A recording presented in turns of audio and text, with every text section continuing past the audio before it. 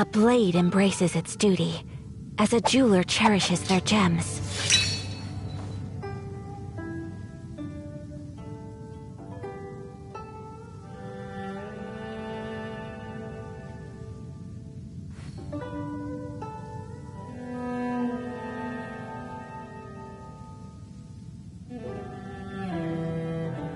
A blade is like a tea leaf. Only those who sample it many times can appreciate its true qualities.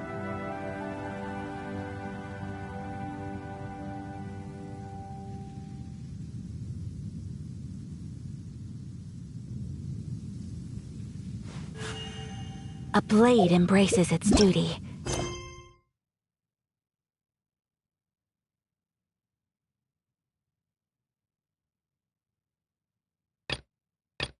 As a jeweler cherishes their gems.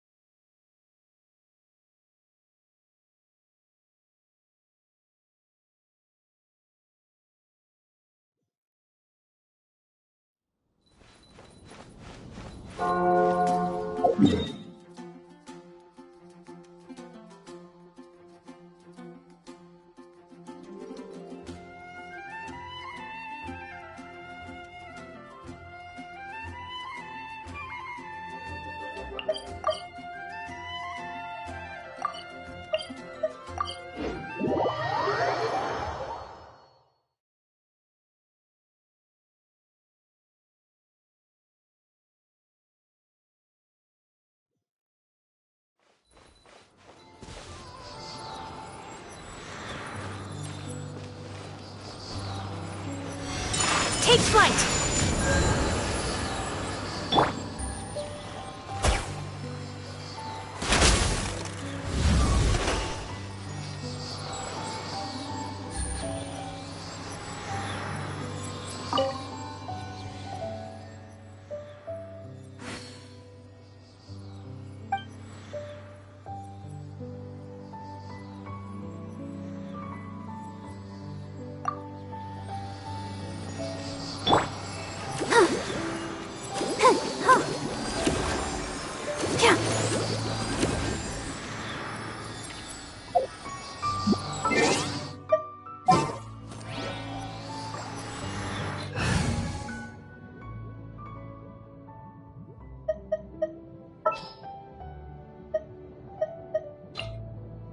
This world is full of...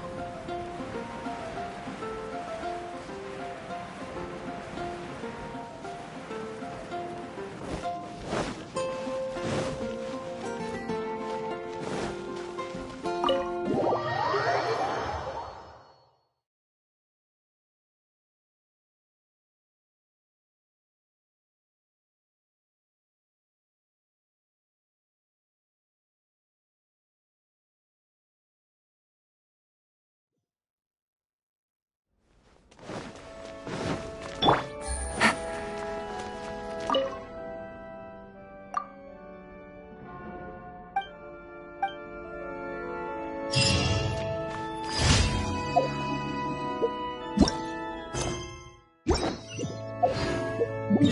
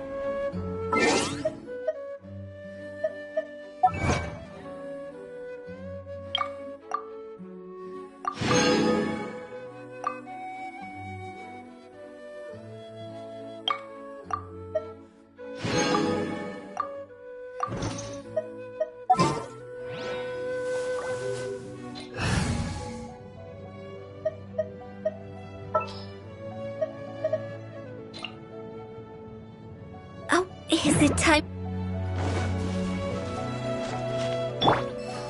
La, la, la, la. Let's dance. Phew. Huh?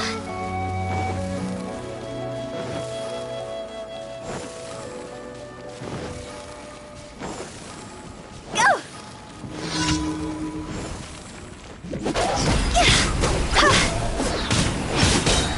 Time to go!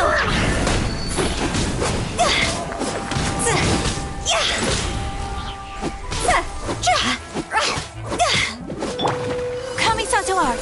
Sumetsu!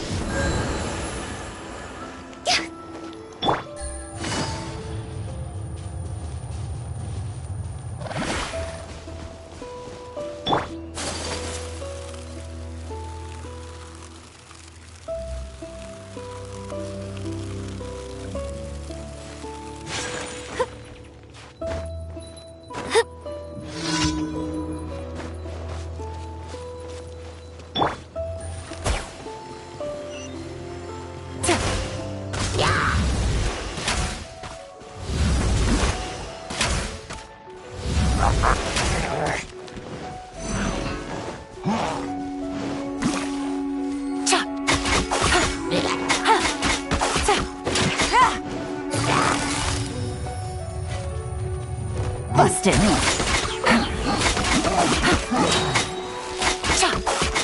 Game's up. Time's over. Gotcha.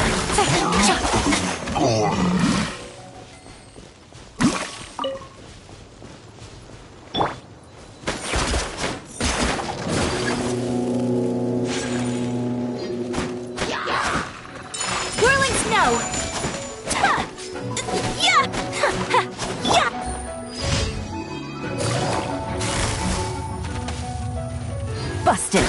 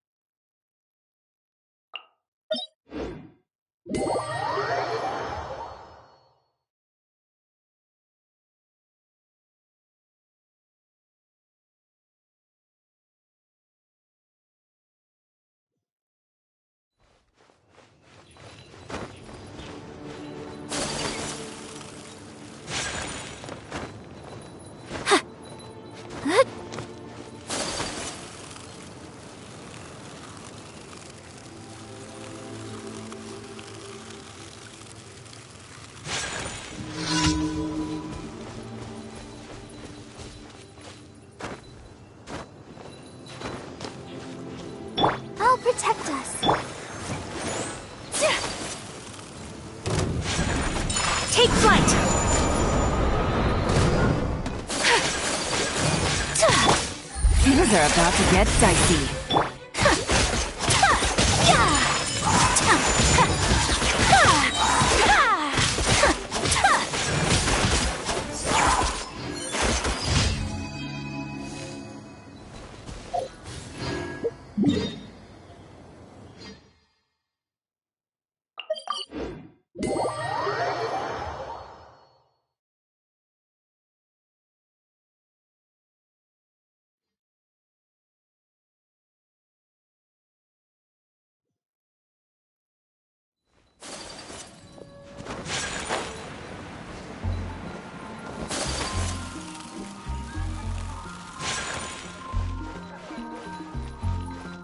Add Astra.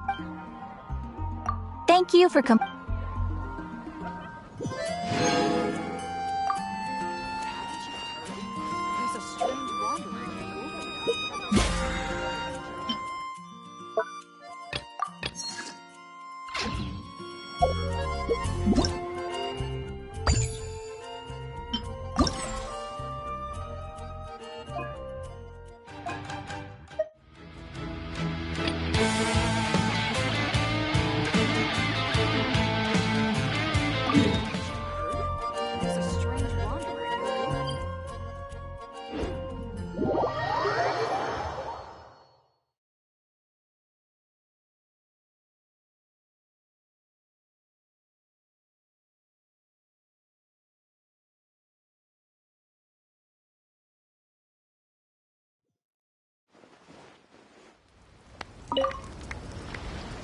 I'm Gent. Are you ready for your drum?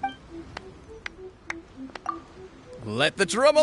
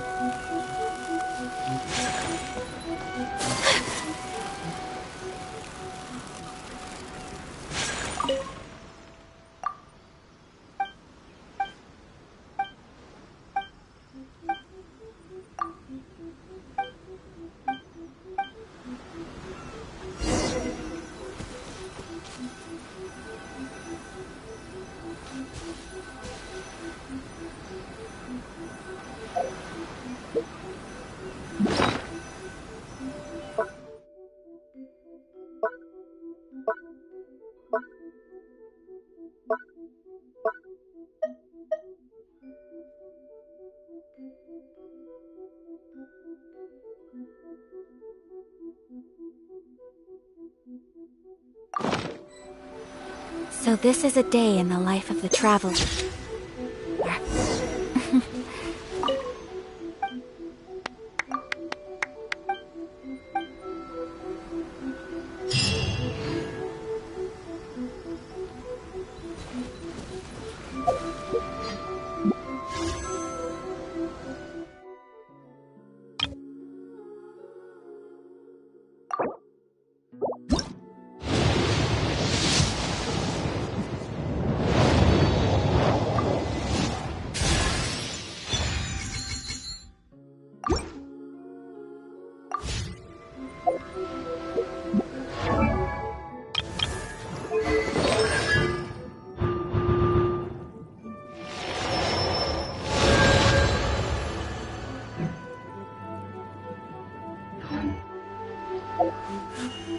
A blade embraces its...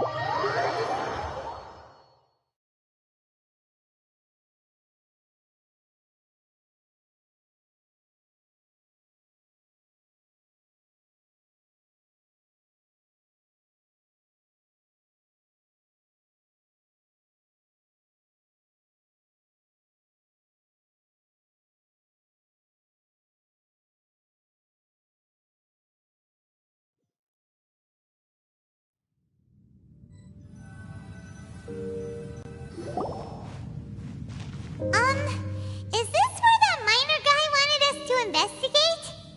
Just look at this place. Doesn't it remind you of something? Wait, what was it again? Yes, that's it! It's just like that. Just as strange, just as upside down, and just as spooky. In which case, maybe whatever's going on in the chasm really is connected to the Abyss Order. Oh, we gotta get to the bottom of this.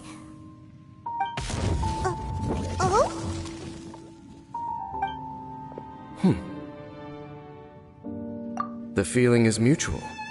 I certainly hadn't expected to meet you here either. Long time no see, Dane. Wait, but how did you suddenly end up here in the chasm? The chasm? So we're in the depths of the chasm, are we? Interesting. This is one place where I have never set foot before. I understand how you must feel. Last time we met suddenly and parted hastily. Now our paths cross again. Fate, it seems, owes you an explanation. That much should be self-explanatory. I came upon the trail of another Abyss Herald recently and began pursuing it. Unfortunately, I got as far as cornering him before he resorted to the same trick that they all do. I was hot on his heels when I followed him through the portal, but as usual, it was to no avail. It took me to the wrong place. Correct. Based on my recent experiences, I can only conclude that the Abyss's portals are not simply pathways from point A to point B, but gateways to an entire network. Where they emerge on the other side is their choice. It can be anywhere within the network. Sounds kinda similar to how teleport waypoints worked. In short, though I was right behind your twin last time when I entered that portal, the next moment that I realized where I was all alone, back in the ruins known as Storm Terror's lair. Oh yeah, about that! Whatever happened to the Eye of the First Field Tiller? It's in a safe place. you can be sure that I will learn the truth of the Loom of Fate operation sooner than it could ever fall into the Abyss Order's hands. Huh. So that title stuck in your memory. I by no means went out of my way to conceal it from you. It once stood for the glory of Khaenri'ah, but now it is but a cruel joke. My curse to bear. Twilight Sword was my title as captain of the Royal Guards when I witnessed the destruction of my entire homeland firsthand. I believe my reluctance to raise it in conversation is quite justified. Sounds like your sister was right. We were travel partners. We both partook in a painful journey of searching for our fate. But regrettably, we did not make it to the journey's end together. Before you continue questioning me, I ought to warn you. If my suspicions regarding the portal network are correct, then the fact that there is a portal leading here tells us that the Abyss Order has their eyes on this location. You mean the Abyss Order is plotting something here? Actually, Paimon and the Traveler suspected that too.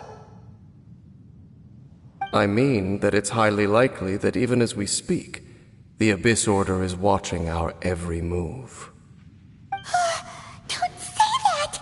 You're giving Paimon goosebumps. A wise choice. There appears to be light from a fire coming from near that rocky wall. Let's take a look.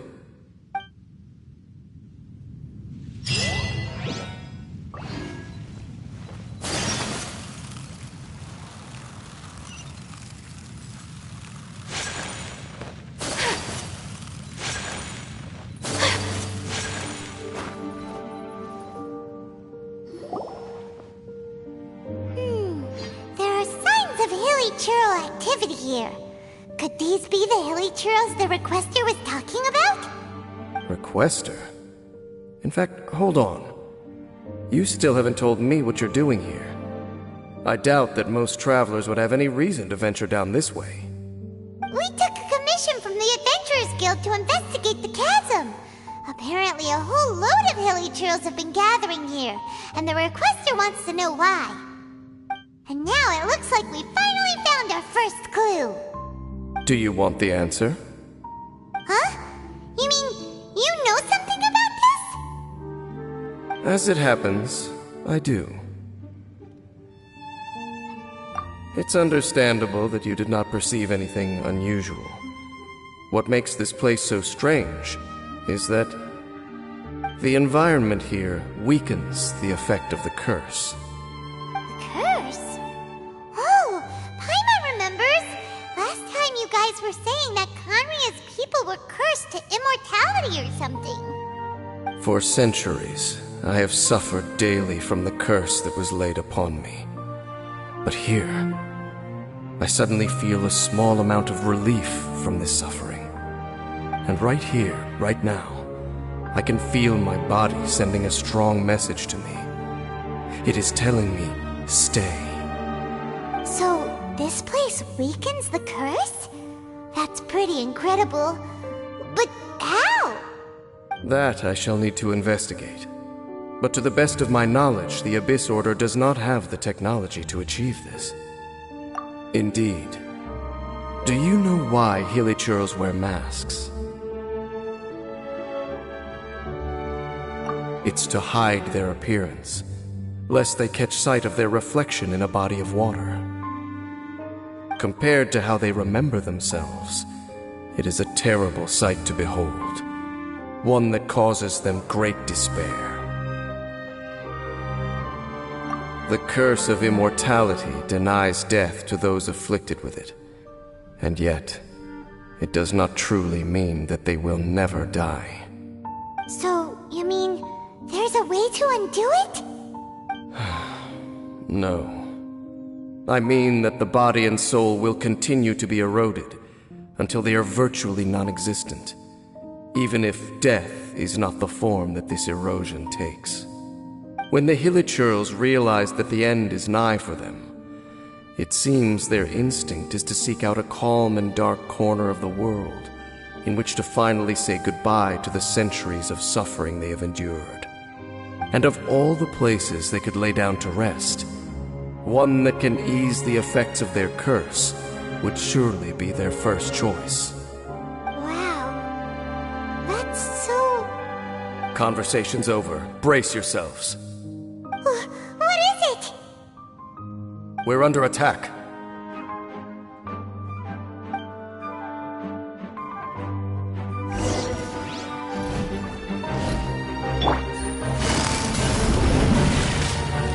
Quietly now. Embrace the ice! Yeah! It's over! See?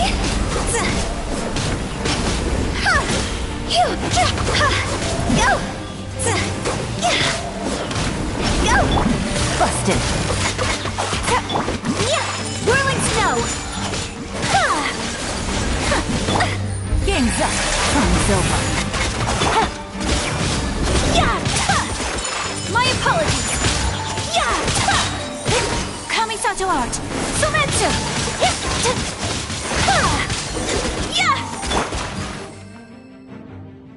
What were those? And why did they attack us all of a sudden? Black Serpent Knights. They once belonged to the Royal Guard of Kanria. Wait a second. Royal Guard? So, they used to be your troops? Yes, they were. But now, the curse engulfs them, and they fight with none of the honor they once had. Because they've become pawns of the Abyss now? Let's continue on. Wait! Dane!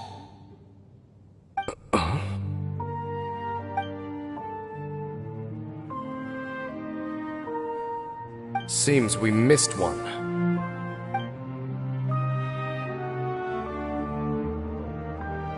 Wait, stand down. There's something different about this one. It's disappeared. What the heck? What was going on with that one? Was it trying to say something? How is this possible? How could he have retained self-awareness for 500 years without it? But more importantly, why did he seem so familiar? That would be a miraculous outcome indeed for a cataclysm that brought total doom and destruction. Or perhaps it was just a... We should press onward to the city.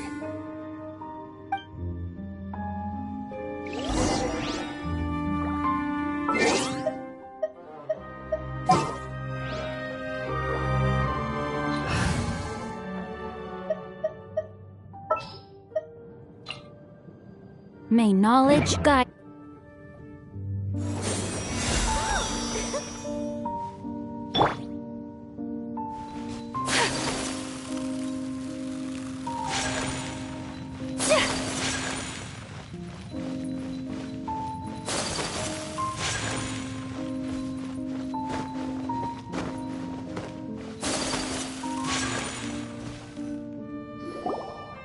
Looks like there's a strange energy surrounding the city. We can't go any further. Guess there should be a mechanism or something around here, right? Traveler, looks like it's time to get into ruin exploring mode. Don't waste your time.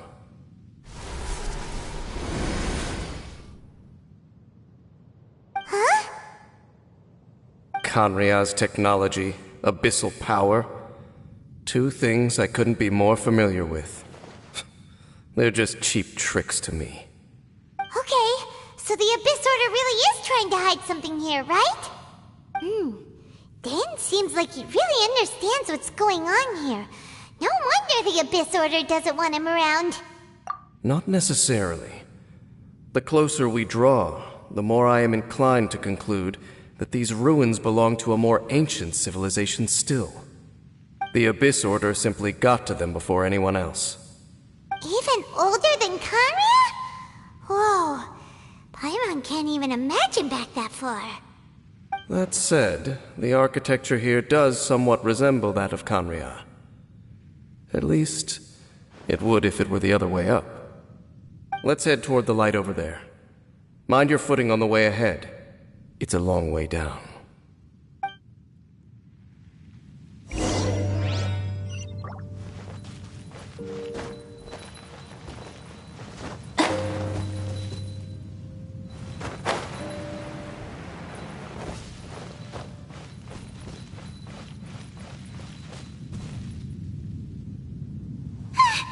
Black Serpent Knights! Is this where they're based? Or wait, are they guarding something here? We are likely drawing near to whatever the Abyss Order is trying to hide. Let's take them out first.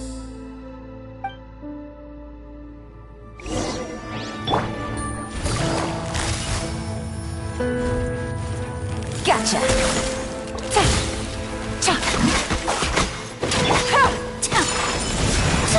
Witness the power of Gugwa! Quietly now. Here comes the catch.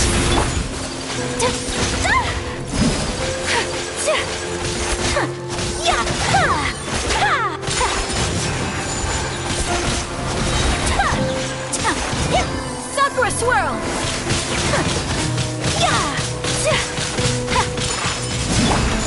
Gotcha! Hey, look! Vines! You should be able to climb up, right?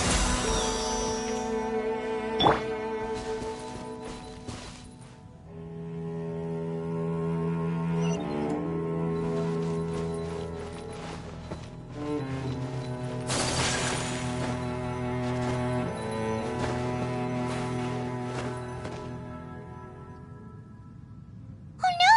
More Black Serpent Knights!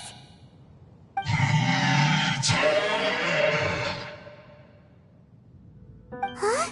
They're not coming after us! Are they just trying to scare us off? Huh. These knights seem like they're hiding something behind them. Hold on, I think they... Ah!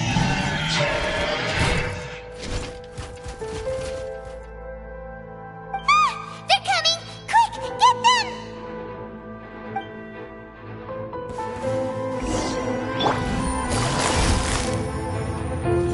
Quietly now. Game's up. Time's over. Let me read you a verse. Whirling snow! Ha! Ya! Ha! Ya! Ta! Ta! Ha! Ha! Ya! Take flight! Ya! Ha! Ya! Embrace the ice! Gotcha! Whirling snow! No, my sword! Here comes the catch!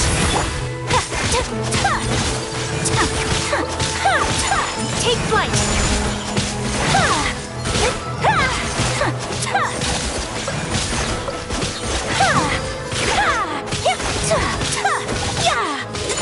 Whirling snow! Busted! That was the last of them. Now, let's see what it was they were trying to hide.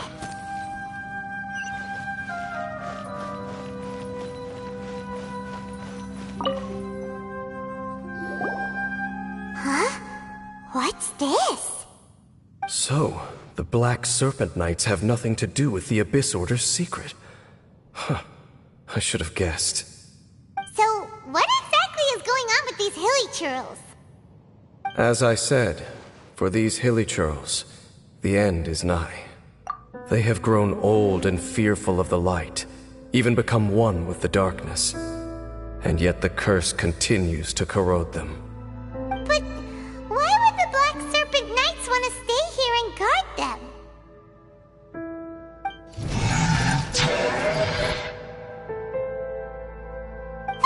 More of them are closing in!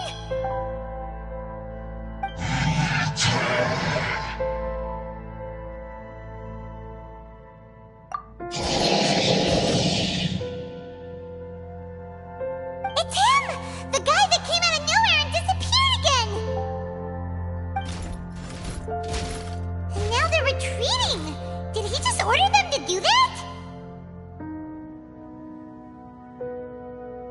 Halfdan?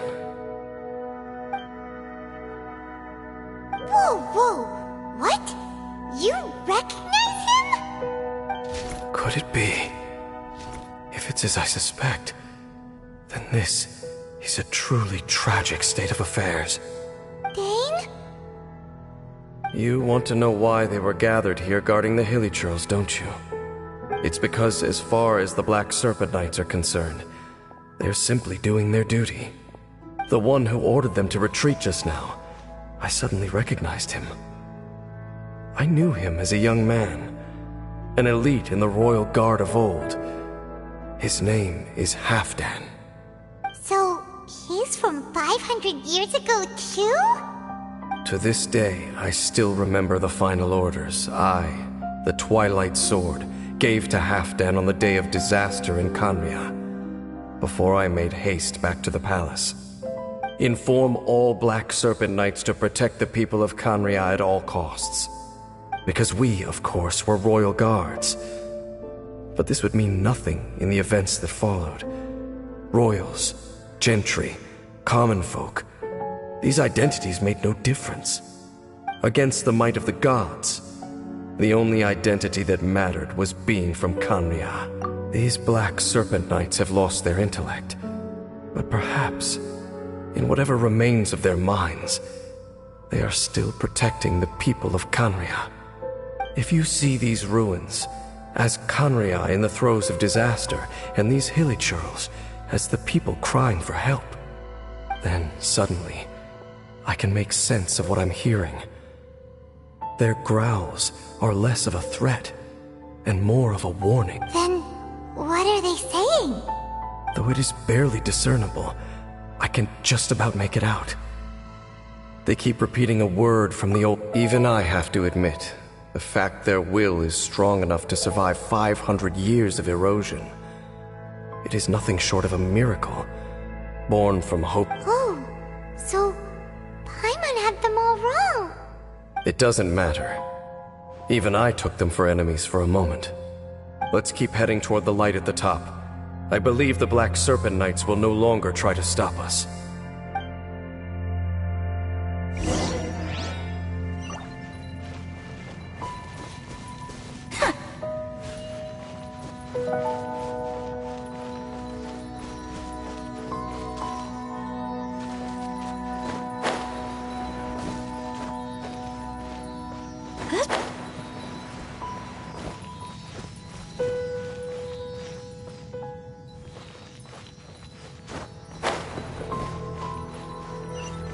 Sure enough, we aren't seeing any more Black Serpent Knights. Guess that Halfdan guy really did recognize Captain Dane, huh?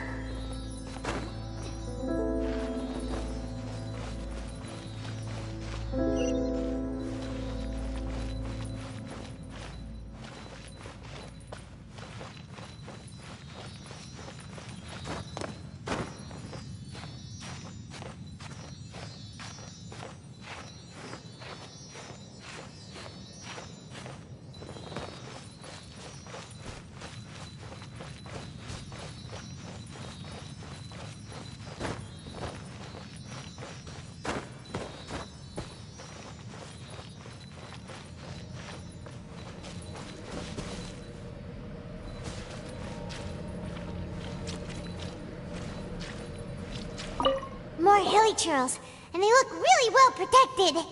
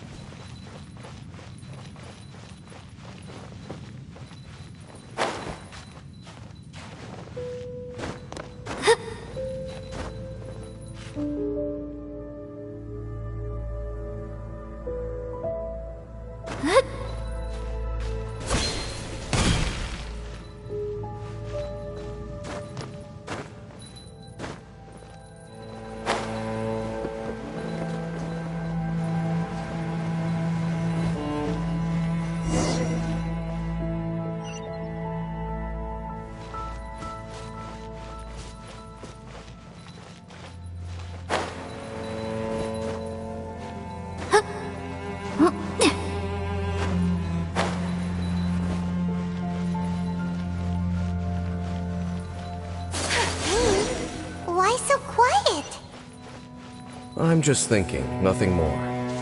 If you're trying to console me, I can assure you there is no need. Fine.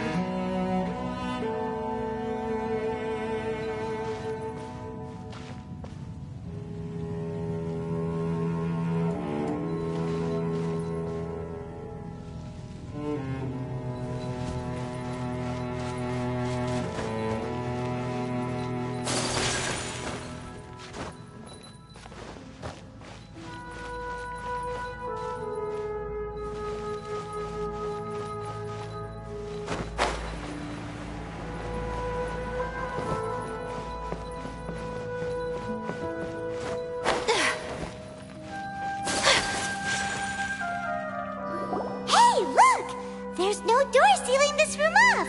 Looks like we can finally head to the room in the center. Come on, let's go!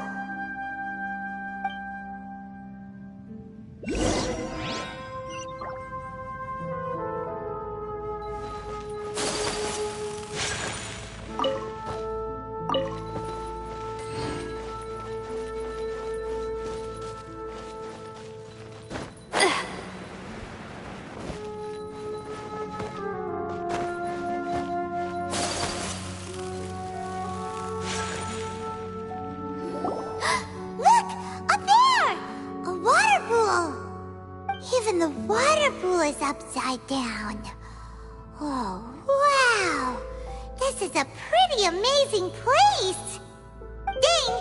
Do you have any idea at all how it works? The pool must be part of the entire city structure. A relic of this ancient civilization. And more importantly, it is the very thing that is weakening the curse. Here, my whole body feels more at peace than it has in a long time. The effect is stronger, and I think it's because that water pool has something akin to a cleansing effect. Cleansing? So that means the water in that pool can wash away the curse for good? No, that would be impossible. How are you so sure? I have lived with this curse for 500 years, and I have been fully conscious the entire time. Suffice to say, no one understands the curse like I do. It is a way of branding us at the level of the fate of the world itself. When a god applies a curse, it takes effect at a higher level of reality than the person themselves.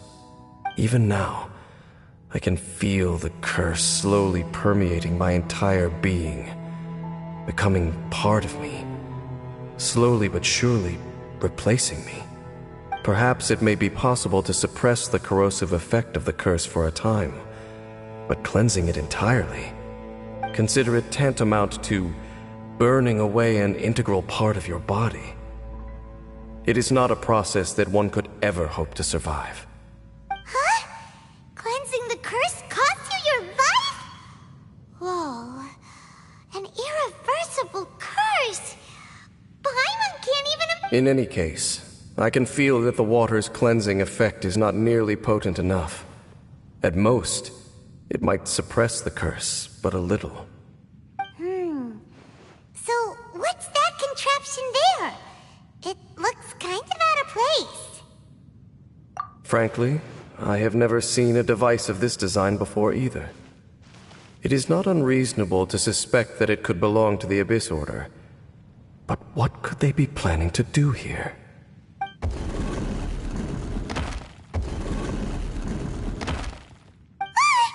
Oh, that gave Paimon a fright.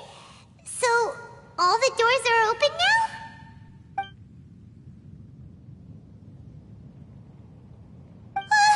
Halfdan's back again?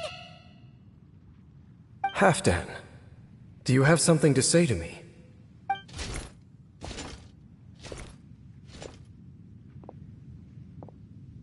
He ran off, but he didn't disappear like last time. He's indicating that we should follow him. Are you coming? True. So, we going then?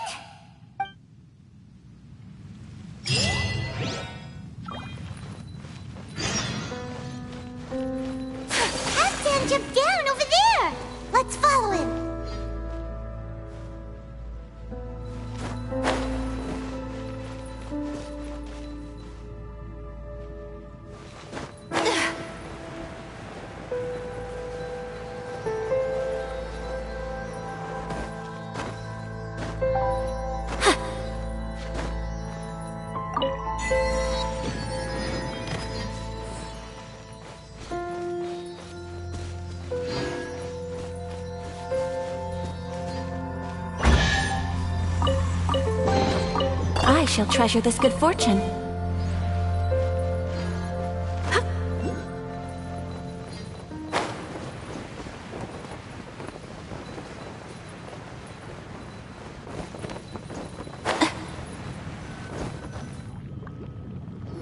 Looks like Halfdan disappeared at the far end of this path. Perhaps whatever lies ahead is what he wants us to see. Let's keep going.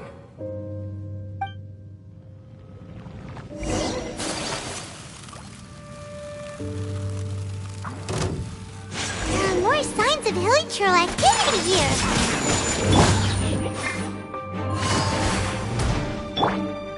Ring cutter! Sakura swirl! My apologies! Quietly now. Things are about to get dicey.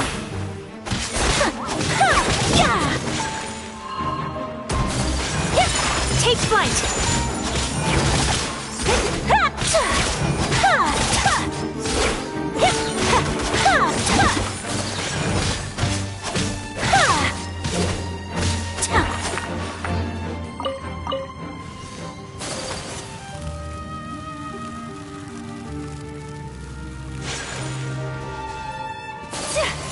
Is that way into the hilichurl camp?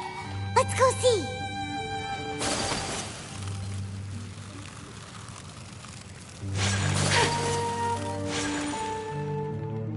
It's a humble hilichurl camp.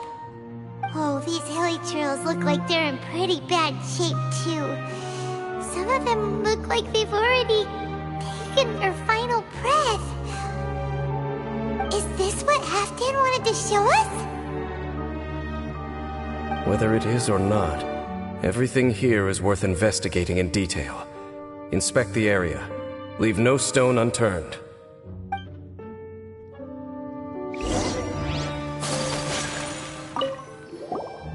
Seems like these hilichurls have no life left in them at all. Before long, the hilichurls we meet in the wild are always so rowdy. Paimon never would have imagined. We may not have a whole lot of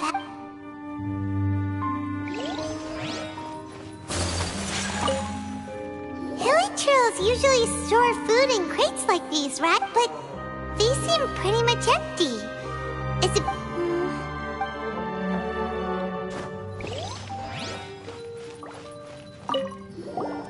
There's even a box. Wait.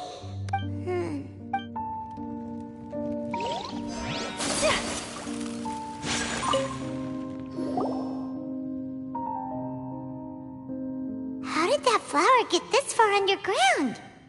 Did someone bring it in memory of the deceased hilichurls? Hey, now that you mention it, Paimon thinks it looks kind of familiar too. It is the national flower of Khaenri'ah, the Intivat. It once bloomed all over the nation. It would only last 2 weeks before wilting. But if you were to pluck one and take it out of Khaenri'ah, the petals would stop growing and turn hard. Only when it finally returned to its home soil would the petals grow soft once more, and finally turn to dust. So the Intivat is a symbol for a wanderer far from home, signifying the tenderness of the homeland.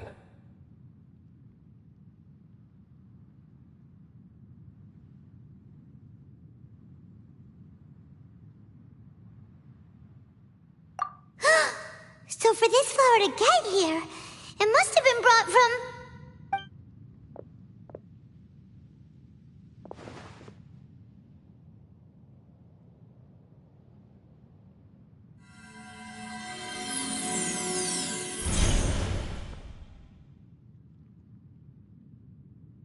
Your Highness, so the proposal finally has your blessing?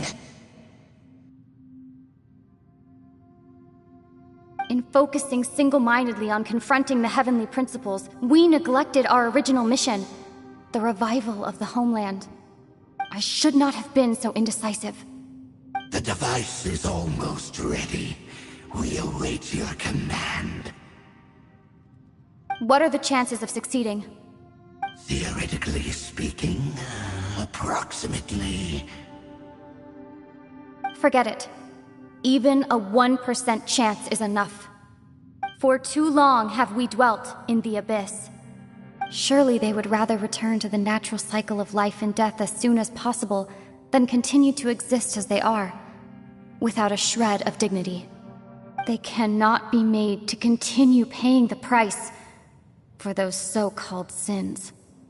The Order is most fortunate to be graced with your decision.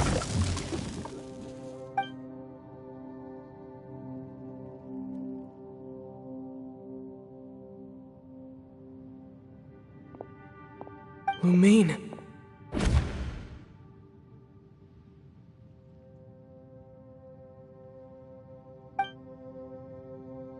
You saw something, didn't you? Can you tell me what it was?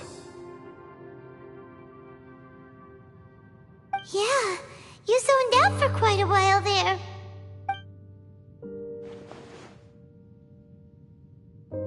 Huh. Well, people do say that twins have a special connection.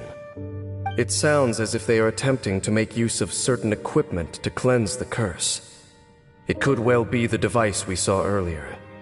And you say she mentioned the revival of the homeland, correct? No surprise there. Stubborn as ever. It appears as if the Abyss Order plans to use this location to cleanse the hilly churls of their curse and restore them to the way they once were. Then, they will serve as the foundation. After all, there can be no nation without a people. It is the height of foolishness. They have no chance of success, not even a 1% chance. I told you already that no one knows this curse better than I, having lived with it for 500 years.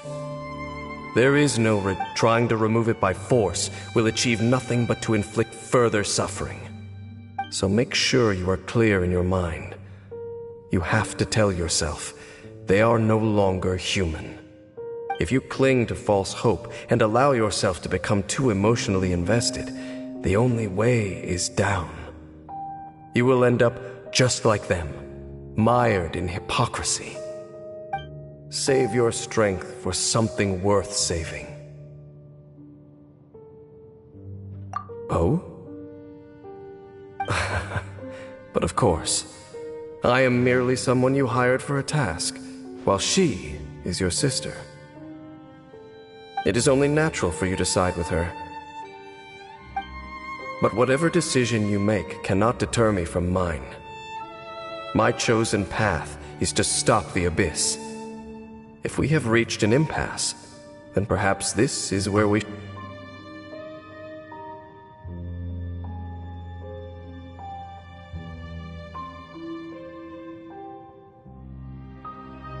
I see.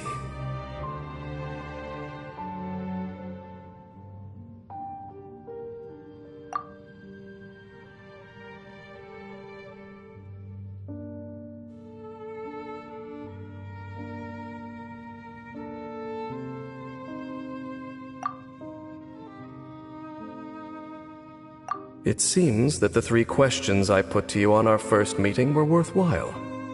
You have developed your own individual views on this world. Very well.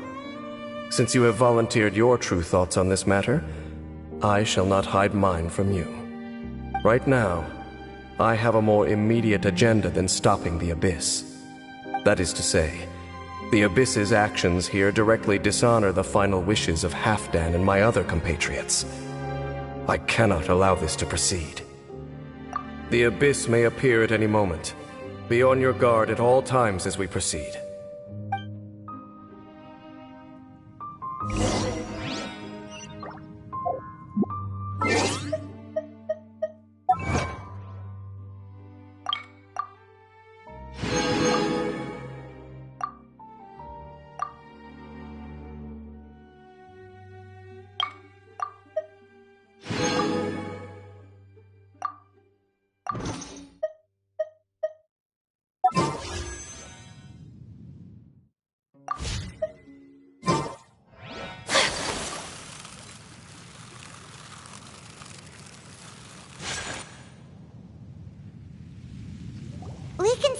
upside down city from here, too. Wait, watch out!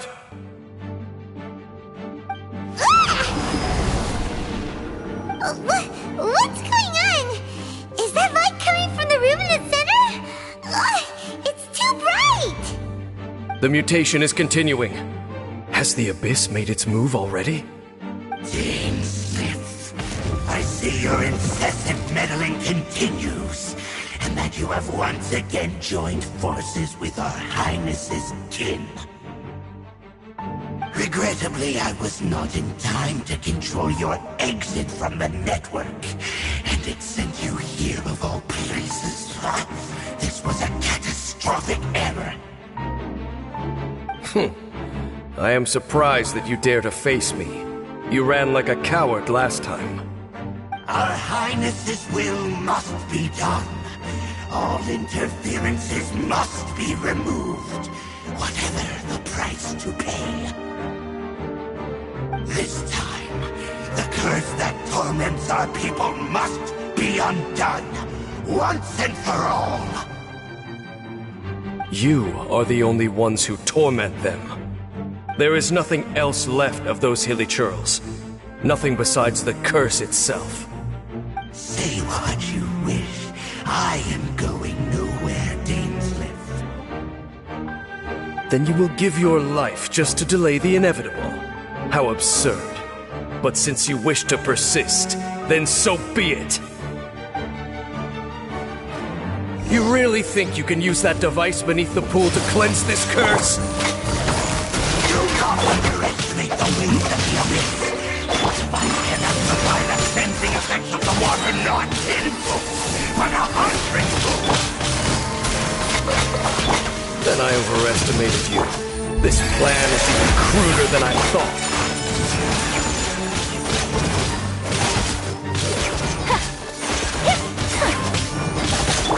Witness the power of Gurwa! Know my sword! Whirling snow! Quietly now. Take it easy.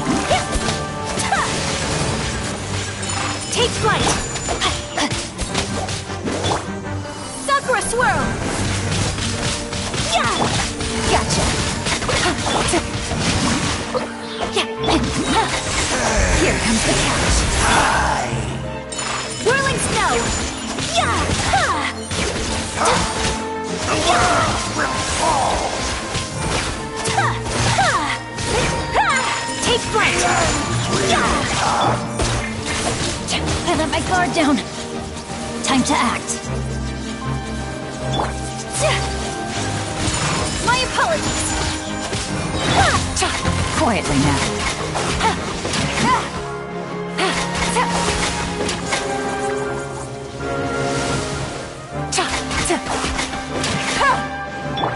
Let me weave you a verse. Embrace the ice! Take flight! The world will burn. You've been hunting this Abyss Herald for ages! Now you finally got— There's no time to celebrate. The Abyss Order's device is activating, but there's still time to destroy it. Alright, let's go! Ready, steady, go! Let's dance!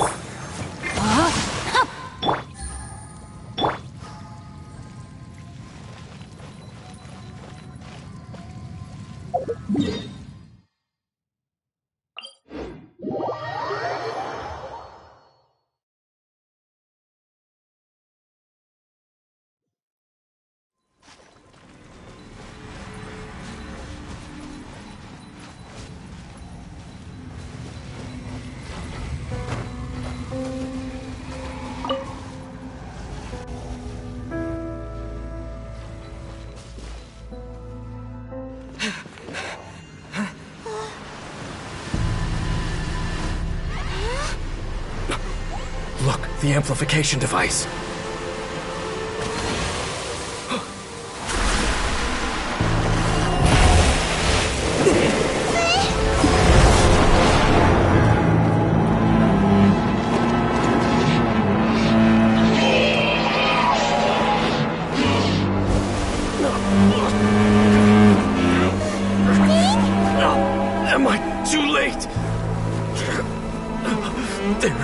me. This is no way for them to meet their end. Find a way to stop that thing.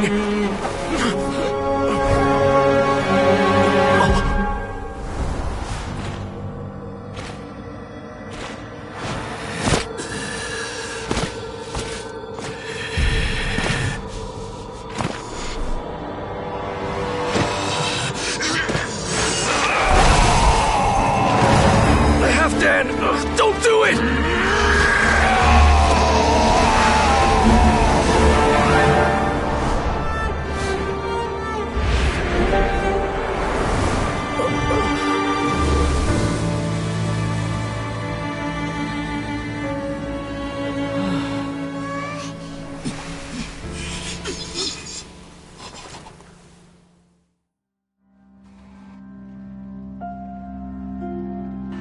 I thought he would have been turned to ashes in an instant.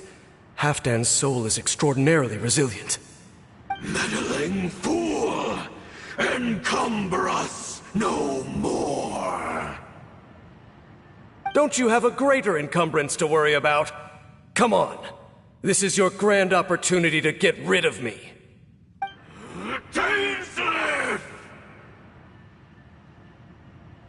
Take him out and deactivate the device.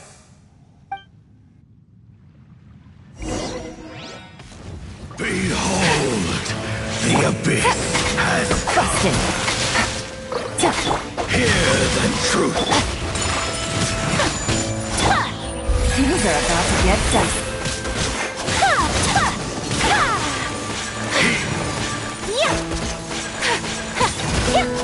My apologies. Kamisato art.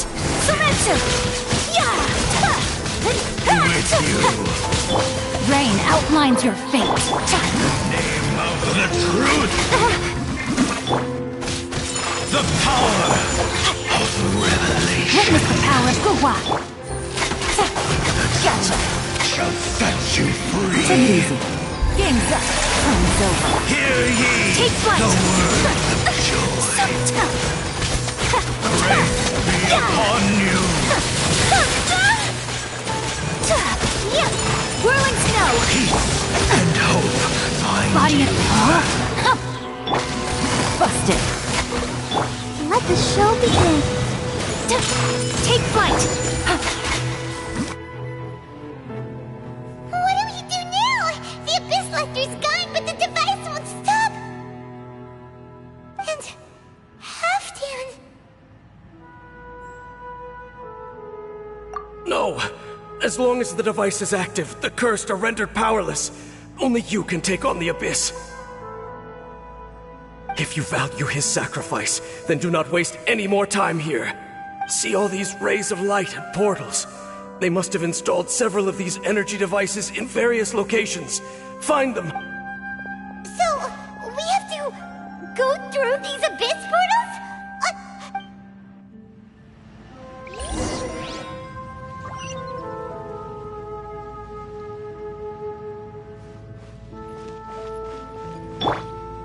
Rain outlines your fate.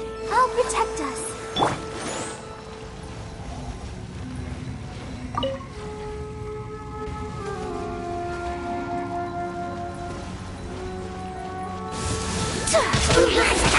My apologies.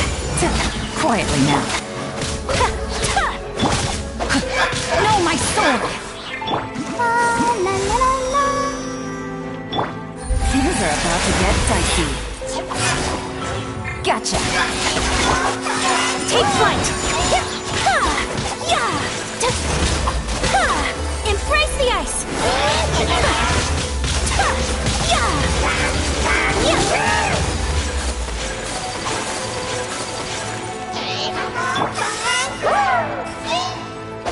Rain outlines your fate. My apologies. Let me weave you a verse.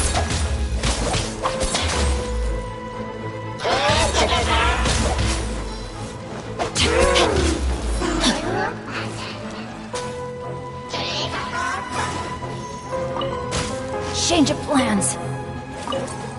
I am outplayed. Time to act.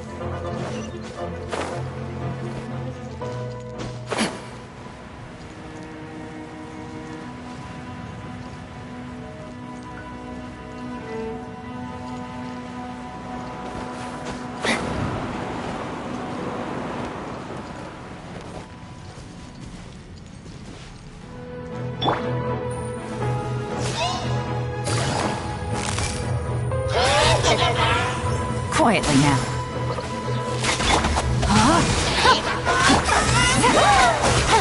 Take it easy. Game's up. Fun's over.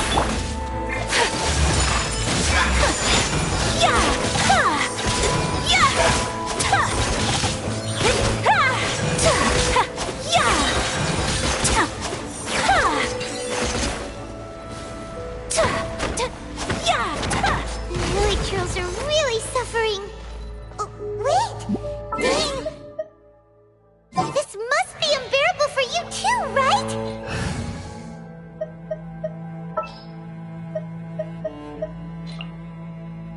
Oh, is it time for... Never mind that. Halfdan and the others are enduring far greater suffering than I. There's no time to lose.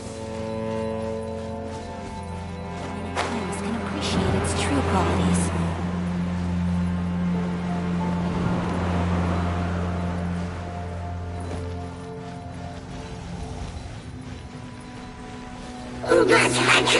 Sakura swirl! Busted! Come on! We can do it! Whirling snow! Gotcha!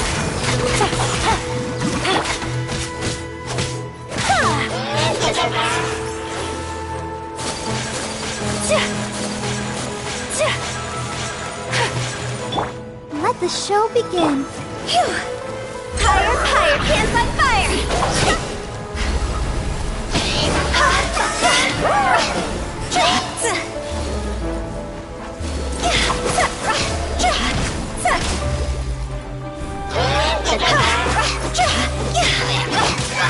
Take flight! Busted! These are about to get dicey.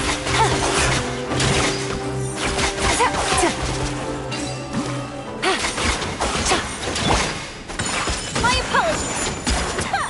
Quick! Destroy the devices and put an end to the Hilly Drill suffering!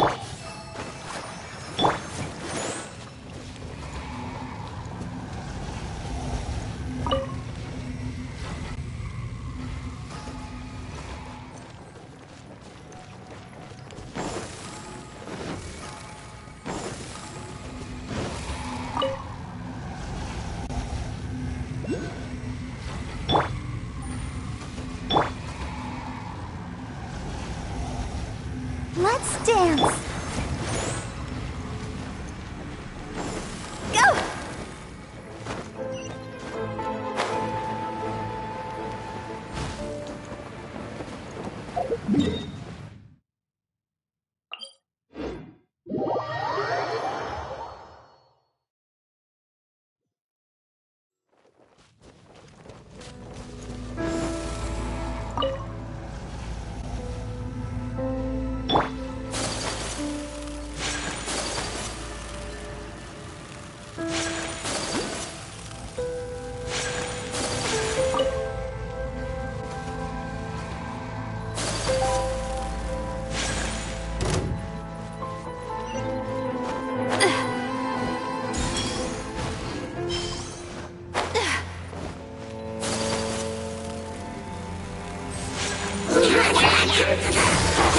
Quietly now.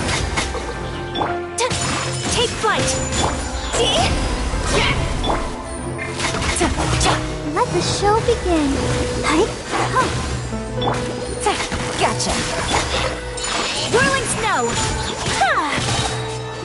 Embrace the ice!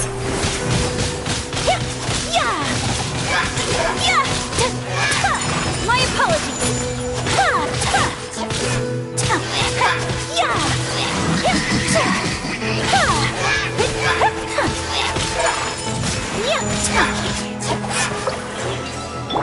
Ready, steady, go! I'll protect us.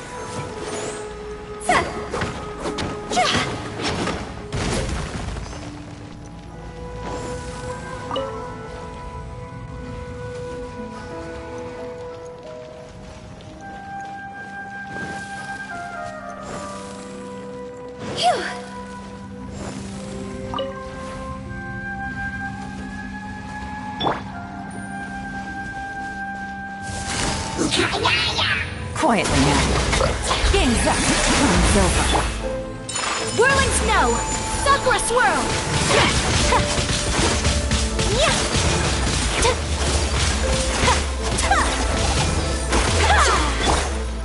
God's over!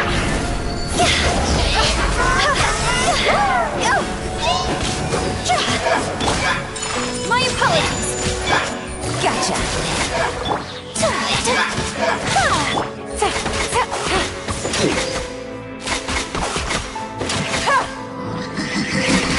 Quietly now. Let's dance.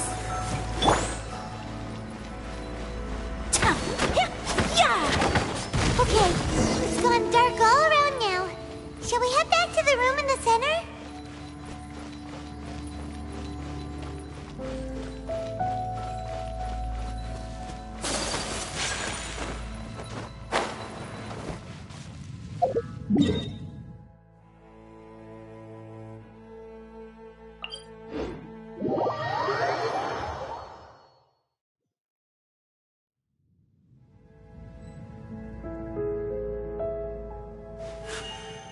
A blade embraces its duty.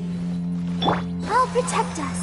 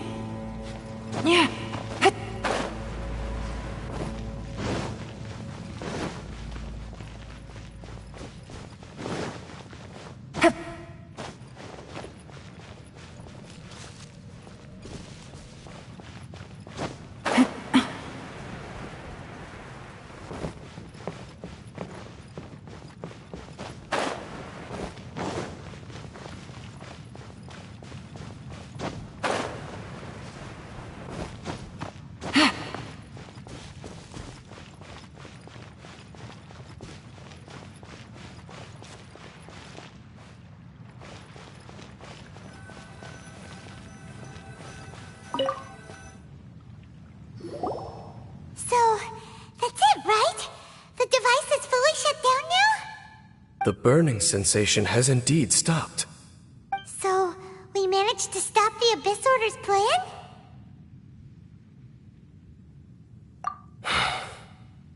Let me check. Dane must be really upset. Of all the ways to be reunited with one of his former comrades after so long, this is rough. Let's go.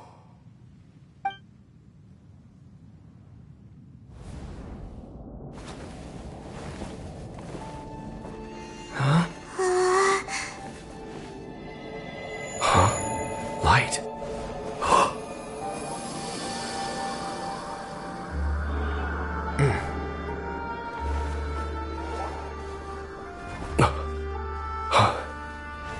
Apologies, Captain Dainsleif, Twilight Sword. Back then, I failed you, and failed to protect our people. No. For 500 years, you have faithfully done your duty. To this day, I am proud of you all.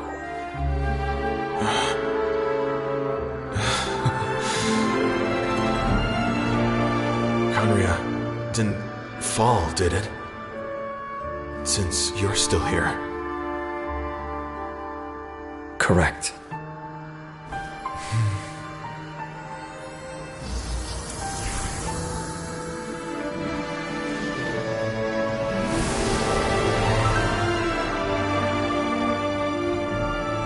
So, no need to revive the homeland.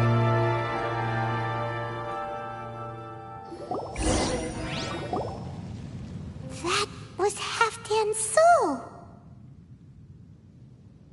More than one kind of strange power exists here. Souls are no strange sight under the circumstances. Still, if you intend to venture deeper in and continue your investigation, you ought to be careful. You bet! We'll be super careful! Oh, but Dane, does this mean you're not coming with us? That device took a severe toll on me. It will take me some time to recover. Oh, right. Well, actually, Paimon already knew that.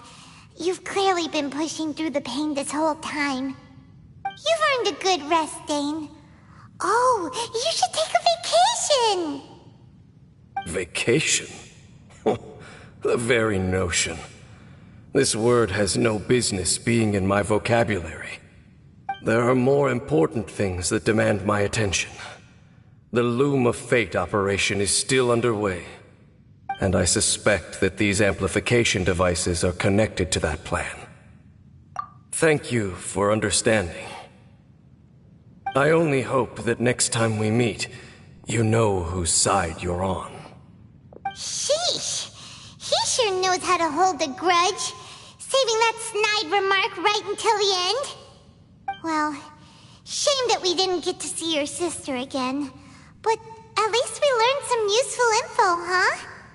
As long as you keep pressing on with your journey, you guys will definitely meet again. And everything will be back to normal.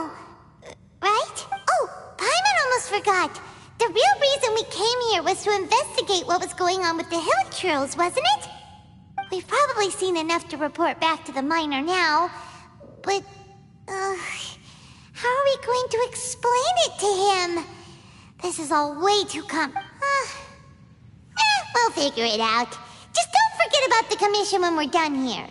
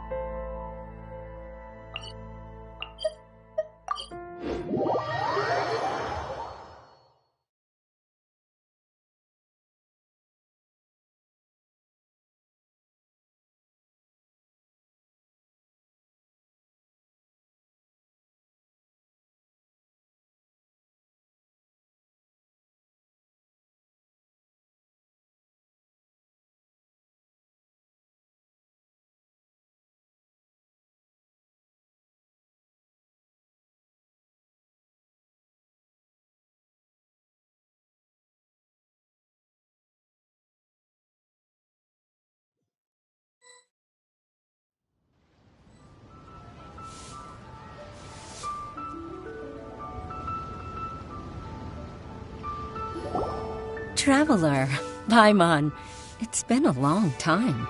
Oh, hey, Hoishin. Long time no see. Fancy meeting you here. How's work these days?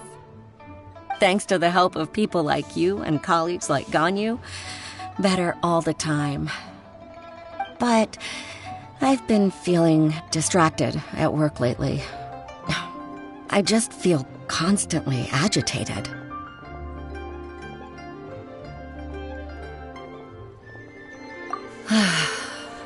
It's a long story. But my father, he's thinking of stepping down from the Tianshu position due to health issues. Huh? What's wrong with Uncle Tian? Nothing specifically. He's not unwell. He says he's just increasingly low on energy these days. He's always said, old age comes for us all in the end. Still, I just can't help but feel a little emotional watching it happen to him. Anyway, my father's currently on the second floor of Yangsheng Tea House. Why don't you come pay him a visit with me? He seems very fond of you, too. I'm sure chatting with you will make him very happy. Sure, let's go.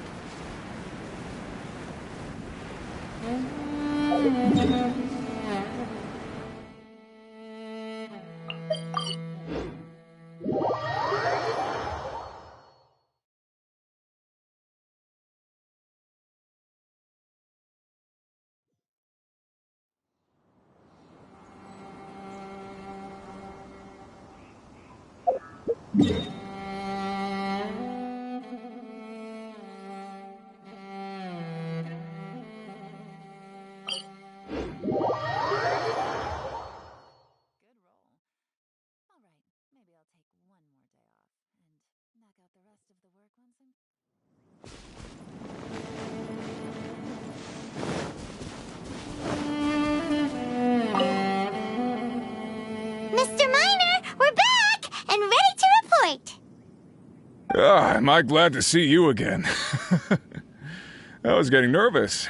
First, I figured I'm paying a fair price and these are professionals, but then I thought, oh, goodness. I'd hate to send someone off on a strange commission and then for something bad to happen to. I'd never be able to forgive myself if you came to any harm. Don't you worry, mister. It was nothing we couldn't handle. Anyway, we're back, aren't we? And the good news is, we got to the bottom of what's been going on. Excellent, excellent. So then, what's the situation down there?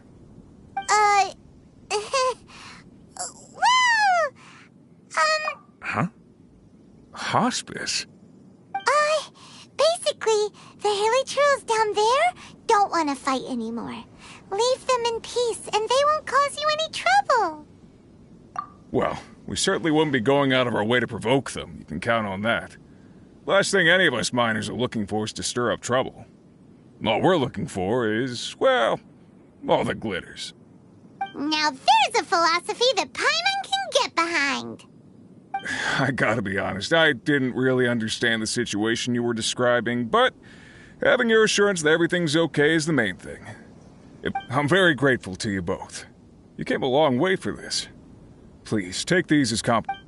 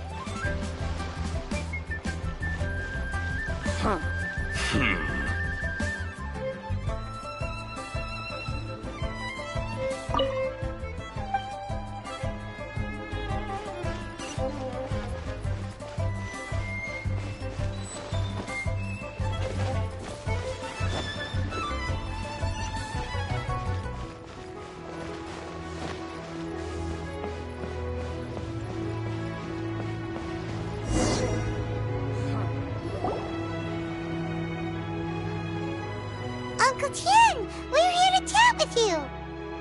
Oh? What a lovely surprise. Welcome. Oishi, why don't you go downstairs and get the shopkeeper to make us a fresh pot of tea?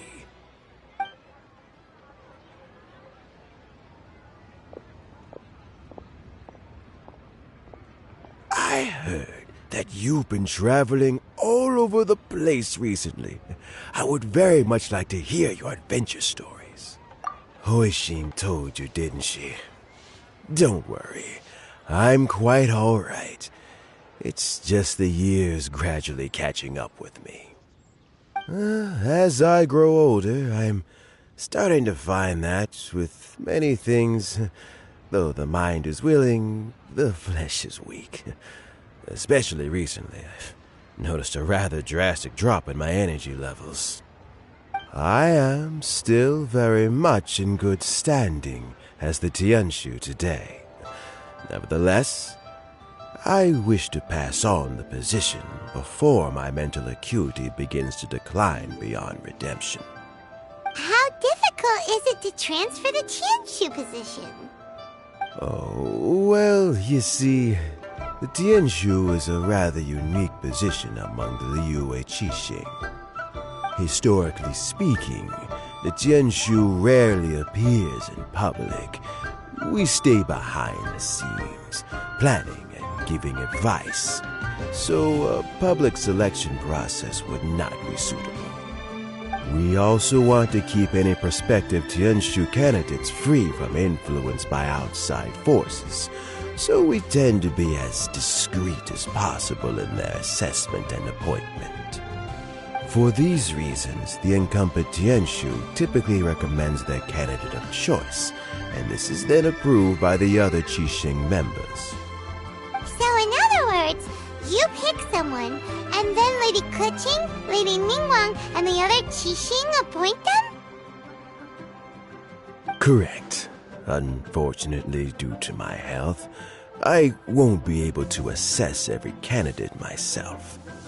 Not to despair, however, because I found someone exceptionally capable to act on my behalf as assessment officer. In fact, I believe you recently became acquainted with her yourself. Oh? Who is it? I'm heartbroken. I thought it might take you a little longer than this to forget all about me. It's Yelan!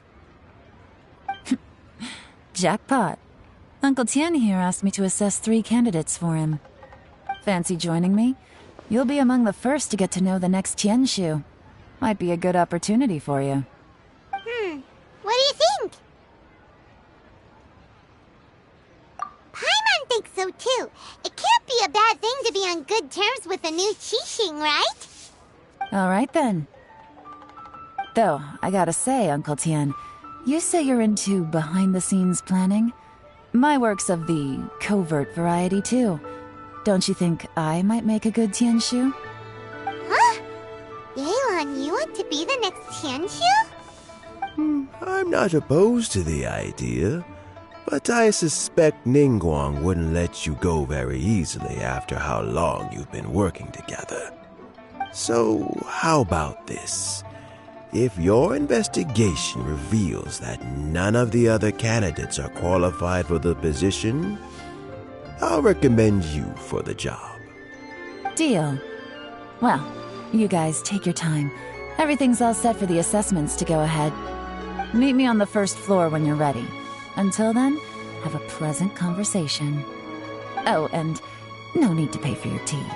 As the new owner of this fine establishment, this runs on the house.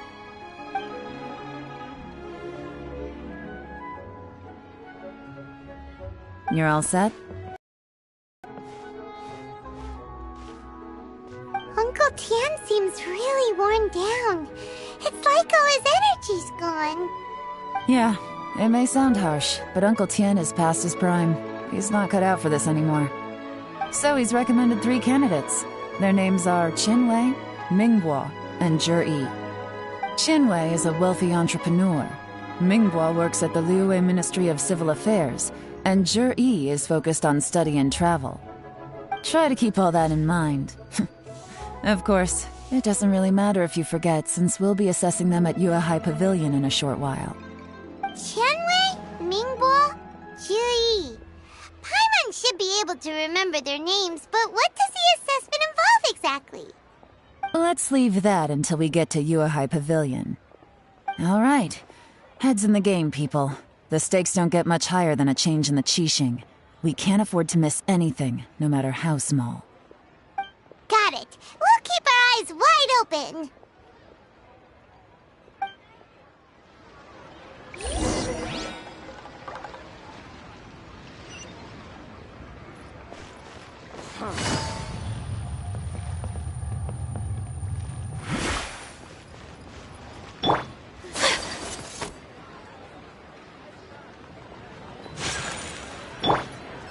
Come on, we can do it.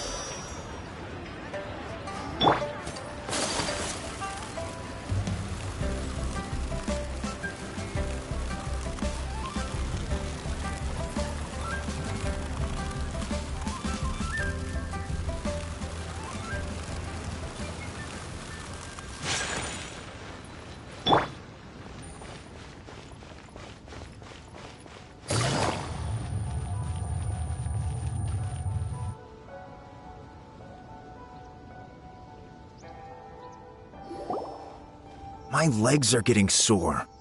What is wrong with this assessment officer? This is a huge occasion and I don't even get a chair. I've dealt with all kinds of people in my time, but never have I been made to stand while I'm waiting for an appointment. Oh, I think it's fine. That's called being complacent. If you're happy to just accept the way things are, you'll never be able to change. Oh, come on. That's just... Now you're just... All right, you two. Let's not get into a big argument over this. It's not Qianwei, that was a bit uncalled for. And Mingbo, cut him some slack.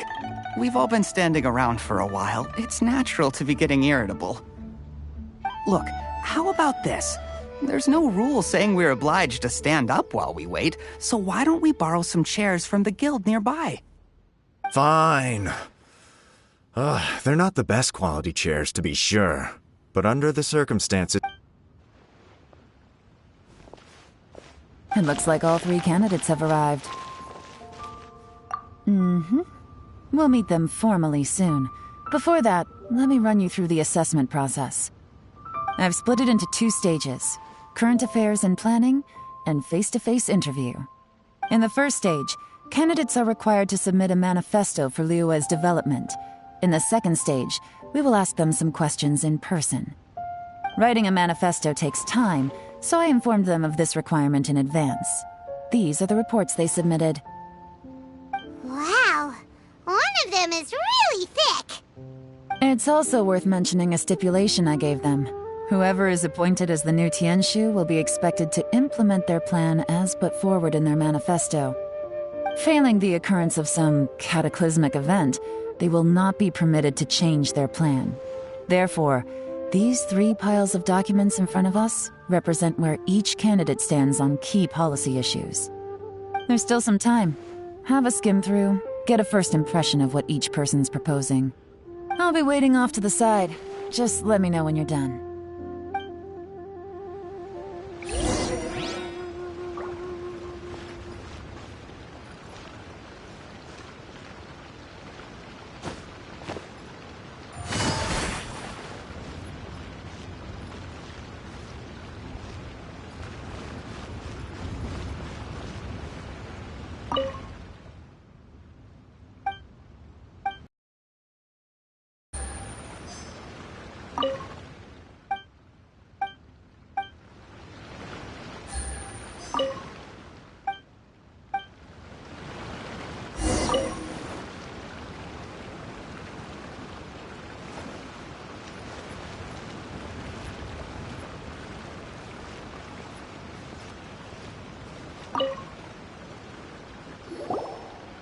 Finished, huh?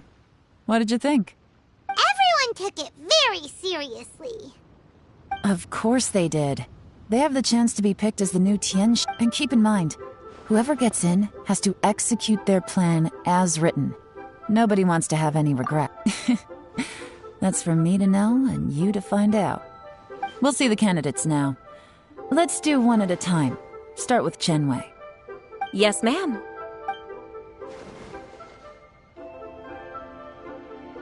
Oh? So you 2 are the assessment officers, are you? I had assumed that given the great import of this situation, Lady Ningguang would perhaps be assessing us in person. I certainly hadn't imagined I'd be seeing I trust you've read through my manifesto? I'd be more than happy to clarify any details you found difficult to grasp. It was written with an expert audience in mind, after... Mind your tone, mister!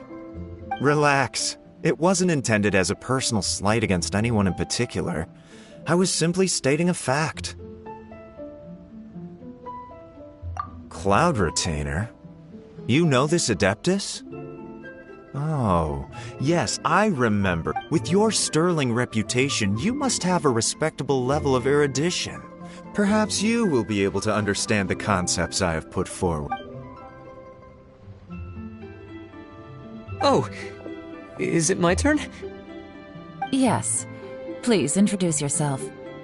I'm, Mingbo. I work in the Ministry of Civil Affairs. I've worked there for, 9 years, 5 months, and 3 days.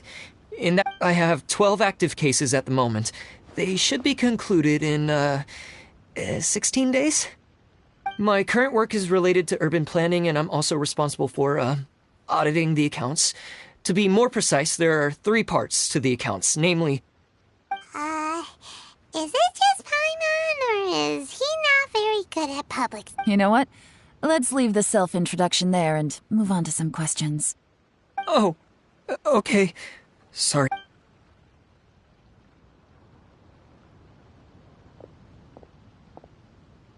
Hello. Not gonna lie, I'm feeling a little nervous. What would you like to know? You're here to assess me, so ask away and I'll answer your questions to the best of my ability. Your manifesto is very wide in its scope, but you don't seem to be personally involved in many of the specific fields. How can you be sure that you have the ability to put your plan into action? Very fair question. I completely understand where you're coming from. But I'm confident in my plan. I've visited many different places, talked to lots of people with far more expertise than myself, and my manifesto is the conclusion of these efforts.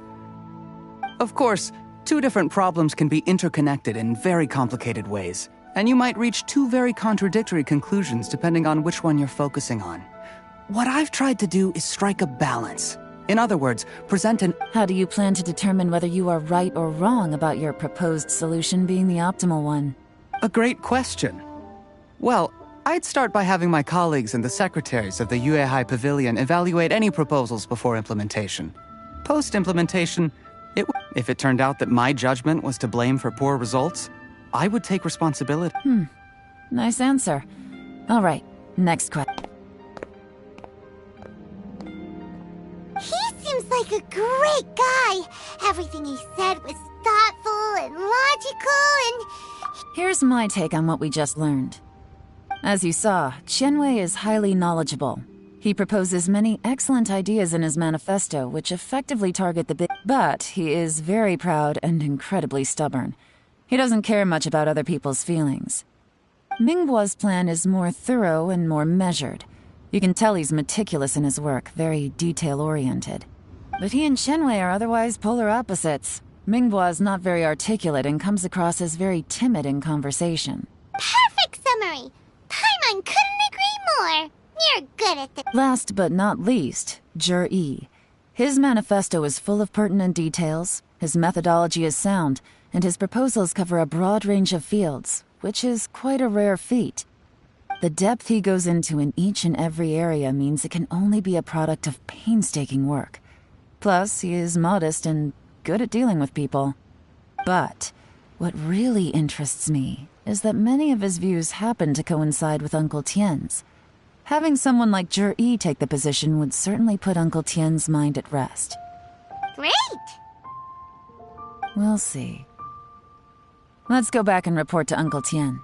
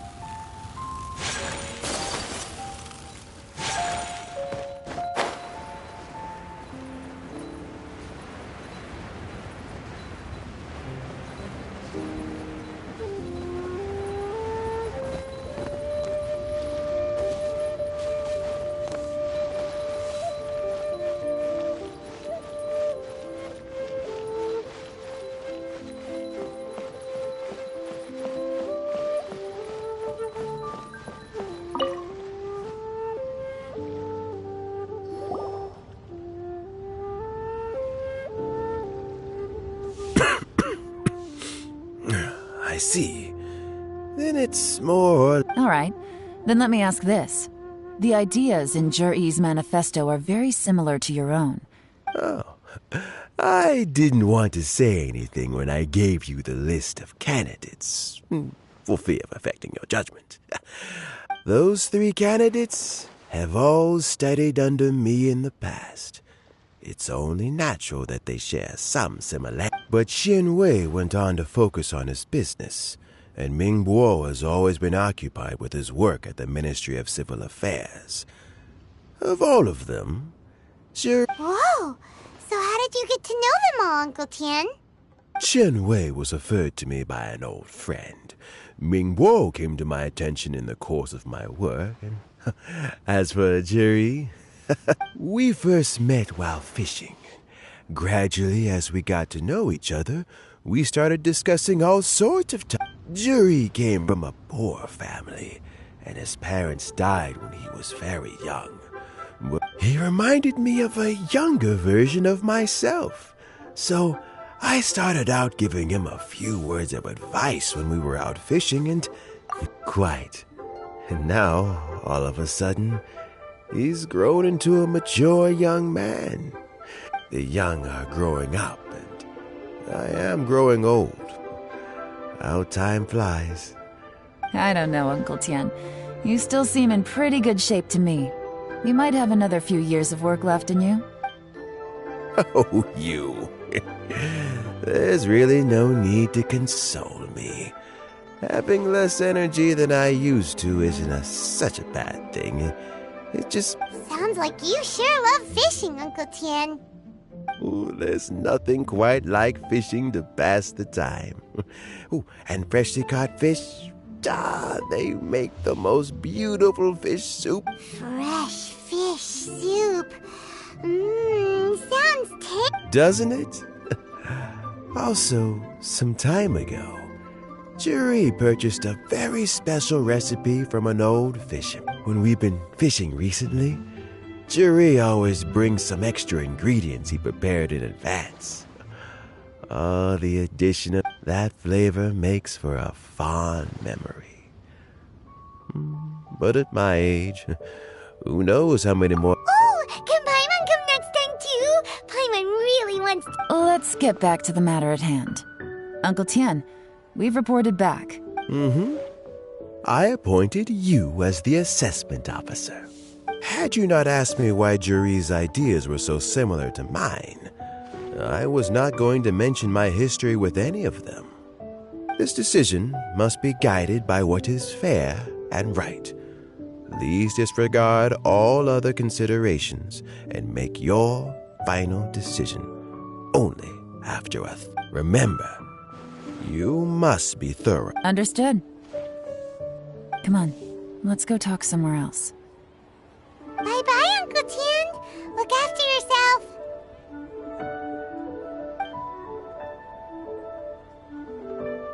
So, it's gonna be Juri, right? His manifesto was written well, and he's the best speaker. Easy. Let's not rush. There's no time limit for this assessment. Huh? So, are you gonna give them more tests or something? No, nothing like that. The assessment itself is complete. But let me give you a word of advice. Things are not always... The biggest no-no in intelligence work is to only get information from the person of interest themselves. The truth is almost always hidden beneath many layers of deception. You have to get information through many different channels. For example... Wenyuan, Shanghua. Yes? Lady Yelan, what are your orders? Ugh! Who are they? Where did they come from? Did they scare you? These two are Wenyuan and Shanghua. They work for me. As my trusted assistants, they are always standing guard nearby. They also perform various assignments as required. Shanghua is a business expert who gets his information by trading. Wenyuan relies on word of mouth. And there's also Upei, who's not here right now. That meathead must have been out there on sea surveillance for some time now. Is he all right? I seem to remember that he can't swim. Nothing can take that guy down. Certainly not a little wind and waves. Shanghua, visit all the commerce guilds and look into Qianwei's background. Wenyuan, go to the Ministry of Civil Affairs and look through Mingguo's work files. Yes, ma'am. So what about Juri? Juri, well, obviously as the most promising candidate, we will be investigating him ourselves. Let's go to the docks first. Lots of people passing through there. You can find out all kinds of things. If we're looking for information, why don't we try talking to Bulai, the owner of Wanyu Boutique? He does business at the North Wharf. Maybe he has some news for us. That's actually not a bad idea. Let's go and ask him.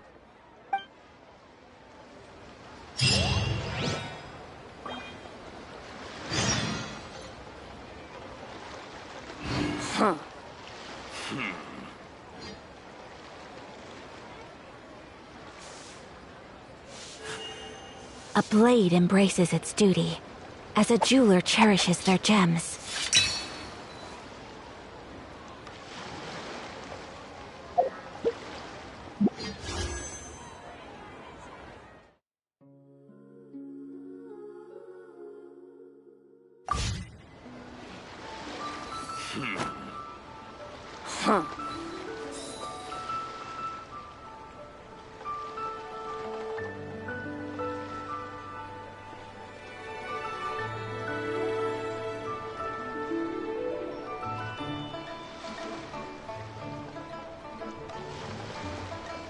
So this is a day in the life of the traveler.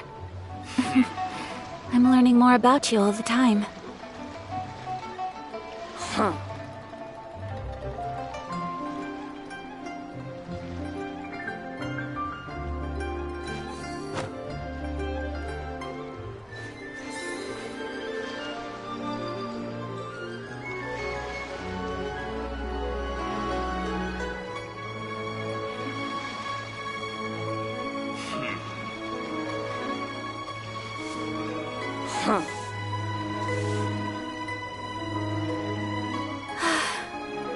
I only wish life could be as leisurely as this a little more often.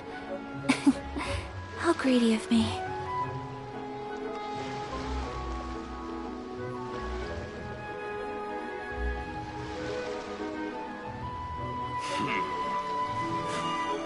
A blade embraces its duty, as a jeweler cherishes their gems.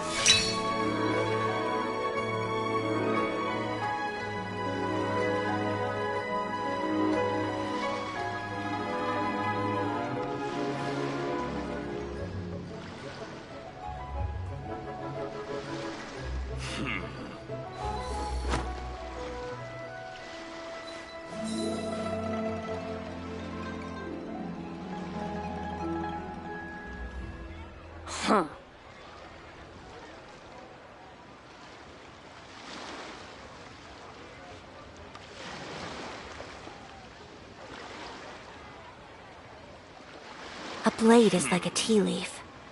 Only those who sample it many times can appreciate its true qualities.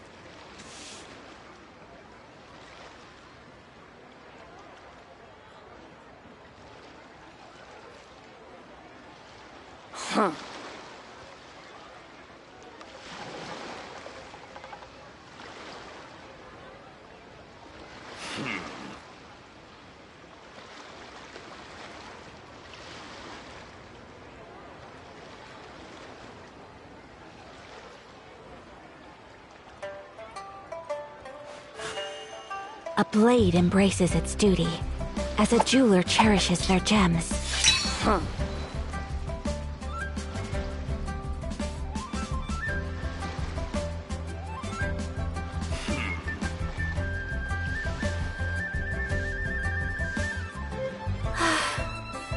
I only wish life could be as leisurely as this a little more often. How greedy of me.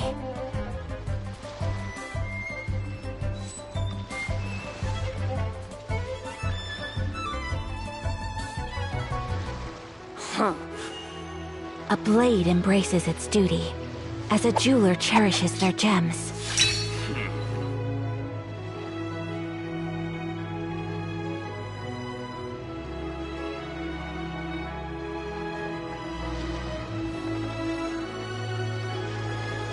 A blade is like a tea leaf. Only those who sample it many times can appreciate its true qualities.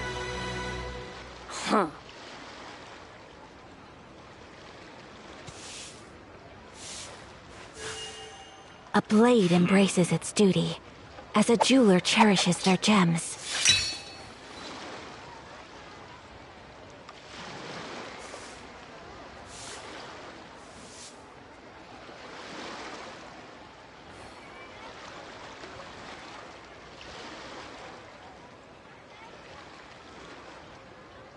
A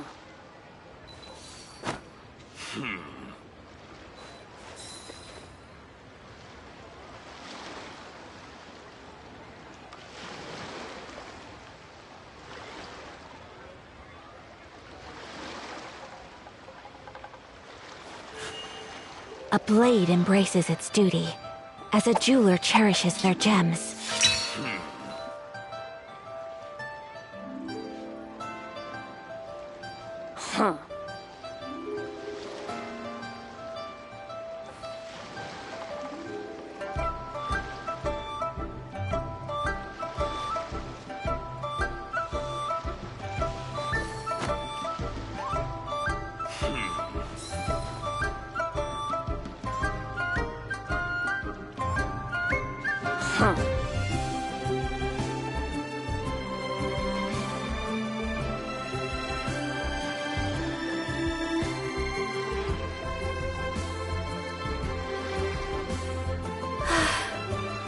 I only wish life could be as leisurely as this a little more often. How greedy of me.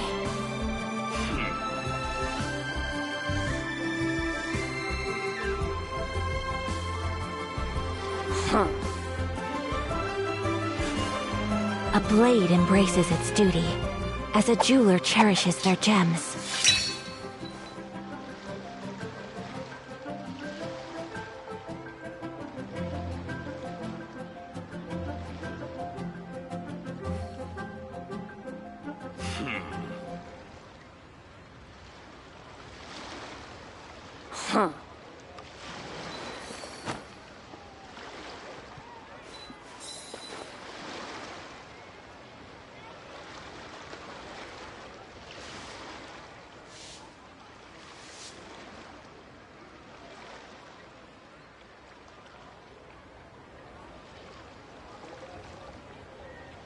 So this is a day in the life of the traveler. I'm learning more about you all the time.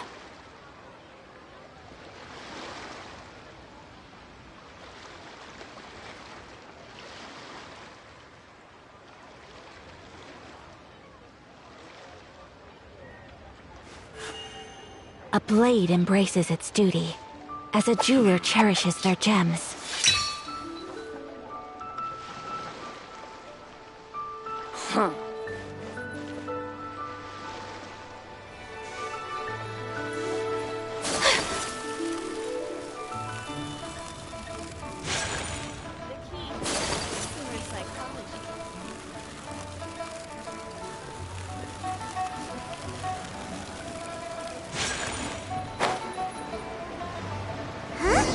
What's Polite doing here today?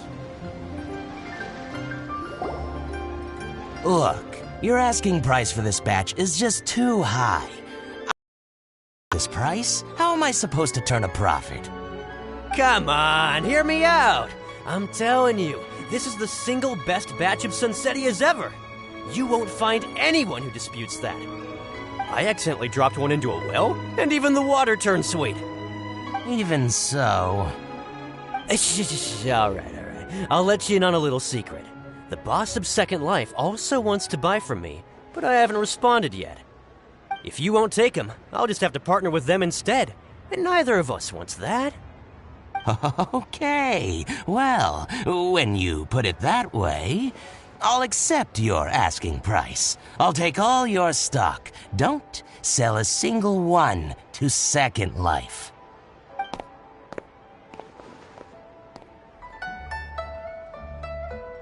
Oh, what are you doing here? And to be clear, these Sunsetias are mine. I got to them first. Don't get any ideas. Actually, we want to ask you about a guy called Juri. Juri? Yes, he's quite... I've heard a story about him. They say he was born into poverty. His parents died when he was young, and he was treated cruelly by the local community. One of his neighbors was terribly rude to him all the time, but Juri never retaliated. And when his neighbor went bankrupt, he even helped support the family. He returned cruelty with kindness, injustice with peace offerings. A gentleman of talent and character, and Oh, how did I not notice him sooner? In fact, maybe I'm not too late. If I could hire him to be the brand ambassador... Oh, he sounds like a decent man. We can finally... Why are you asking about him anyway? You aren't a... Look, well then, in that case, the higher bidder takes the... Where? It's him, all right. Looks like he's chatting with Lin Long. Come on, let's follow them. Try not to let him see you. We want this... I'll just go and fetch an employment contract. And hey, don't try and cut me out of this. I understand. Let's walk and talk. What's the hurry? Don't get too close, or he'll see you.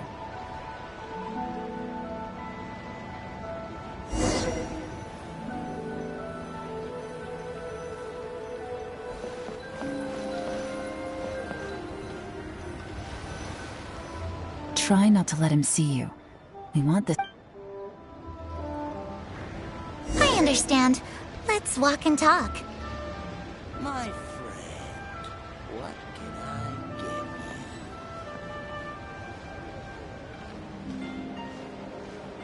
you? So, you were looking to buy a wineware set? Oh, now I can see that you're a connoisseur, so I won't bother trying to con you. I trust you understand our shop quite well?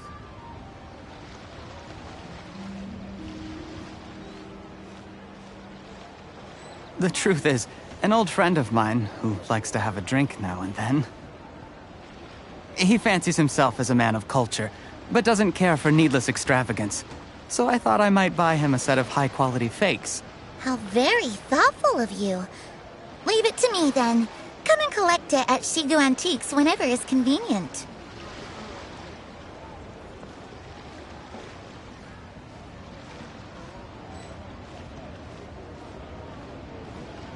Thank you very much, Miss Lin Long.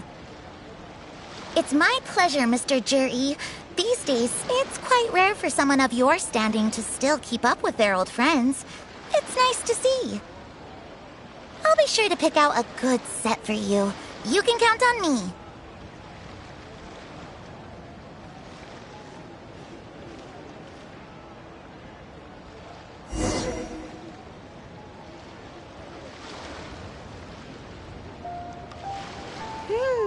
Juri seems to get along really well with everyone. Are you satisfied now, Yelan? Seems like everyone thinks Juri's a great guy. We shouldn't jump to conclusions just yet. Let's go check out the wharf where he usually goes fishing. Do we have to? Wait, you're not just trying to dig up some dirt on Juri because you want to be Tianshu yourself, are you? Maybe I am. Maybe I'm not. But hey, if I do become Tianshu, I'll look out for you guys. You'll be able to try all the finest food for free. How does that sound? We will? Well, come on! Off to the South Wharf we go!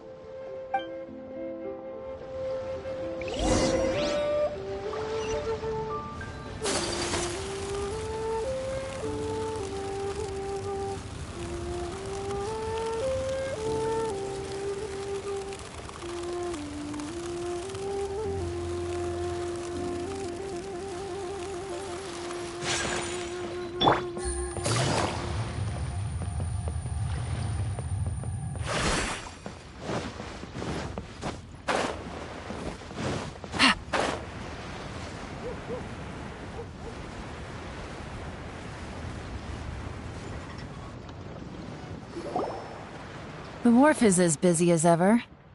I hear the anglers here sometimes sell their fish to the nearby fishmongers. Let's see what Uncle Soon has to say.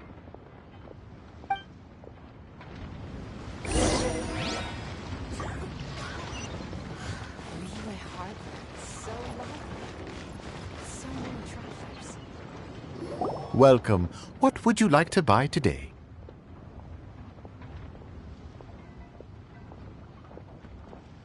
Sorry to interrupt. We're actually members of the, Liyue Anglers Association, and we just wanted to ask a few questions about someone. We've heard about this young man called Juri, who's supposed to be a fantastic fisherman. Just wondering if you happen to have heard of him? Whoa! Yeon made up a whole fake identity without batting an eyelid! Ah, yes, Juri. He's been making quite a name for himself recently. I've got some friends who travel all over the place, and they tell me everywhere they go they meet someone who's heard of him. Apparently, he had a rather tough time growing up. Had to work several jobs alongside his studies to make ends meet. How does that saying go? What doesn't kill you makes you stronger. Well, if there's anything to that logic, he's sure to be phenomenally successful one day. Yeah, we think so too! But I'm afraid your Anglers Association might be in for a disappointment. Oh? Why's that? He's good at a lot of things, but fishing isn't one of them. He fishes at the wharf and sells what he catches to me on occasion. His catches are always mediocre. Not terrible, but equally nothing to write home about. If you're looking to recruit some new members, though, I do know a few top anglers I could put you in touch with.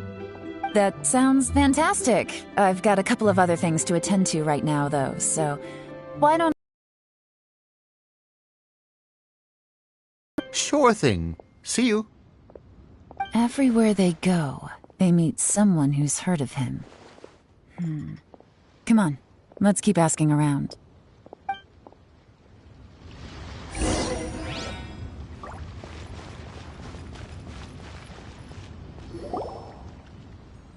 Here to buy some fish? It's 300 for one or 3 for 1,000. You better hurry. When they're gone, they're gone. Hello, we're from the Society for Fish Price Research. We'd just like to ask a few questions. Wow! She switched identity again! Society for Fish Price Research?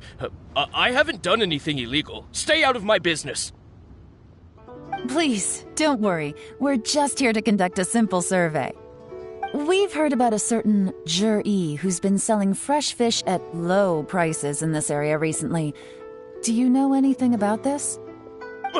So this isn't about me. You should have said something, you know. I know the guy. I can tell you what I know. I haven't heard anything about him selling fresh fish at low prices, but it wouldn't surprise me if it was him. Oh? Why is that?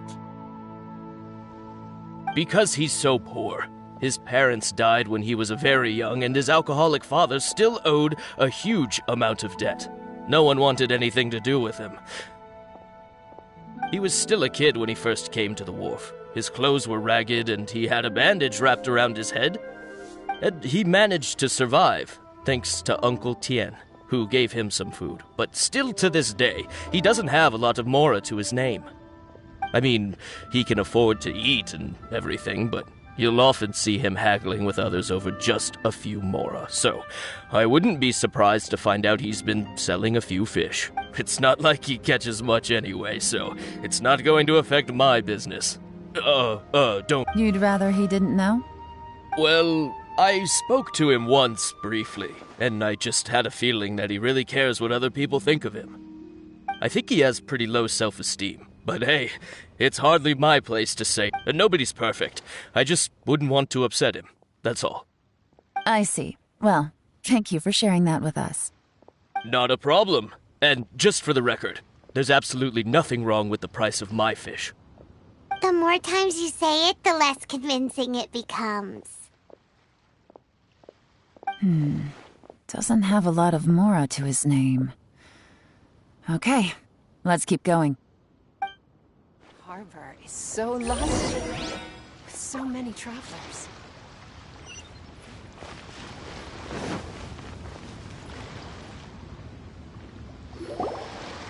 Hey, it's you guys! Wait, what's the phrase? Oh yeah, honored to meet you. What brings you to me? The truth is, we are but newcomers to this territory. We heard tell of a great martial artist, Master Dugu, who knows everything there is to know. Hence... Really? People said I know everything there is to know? But of course. We also heard that Master Dugu is a kind and virtuous swordsman who never turns away anyone who comes with questions. Great! So what do you wish to know? Nothing happens on this street that I don't know about. Now she's lying to a kid. So, Master Dugu, have you heard of one by the name of Jur-E? Sure have. You mean that guy that all the grown-ups are talking about these days? I've heard many tales of Jur-E. For example, I can't remember. Probably because it's nothing that important. I prefer stories about sword-fighting heroes. Oh, I can completely understand that. Then let me ask you this. Do you remember roughly... Oh yeah, I know that. It was about 2 or 3 months ago. Before that, people always used to talk about Jur-E in a kind of nasty tone of voice. But 2 or 3 months ago, suddenly everyone started to like him. Sometimes he gives me candies, so I'm glad that people are starting to like him now. Just as I thought. Huh? What do you mean? I mean, just as I thought, Master Dugu is indeed as kind and virtuous as the legends claim. I'm not that great. Oh yeah, one other thing. These days, there's a lot of people I've never seen before talking about Jur-E stories in the street. They seem... Oh, definitely. Great! So next time I see them, I'll say hi. And I guess I can... Certainly. You can also tell my friend in Yansheng Tea House about what they're up to.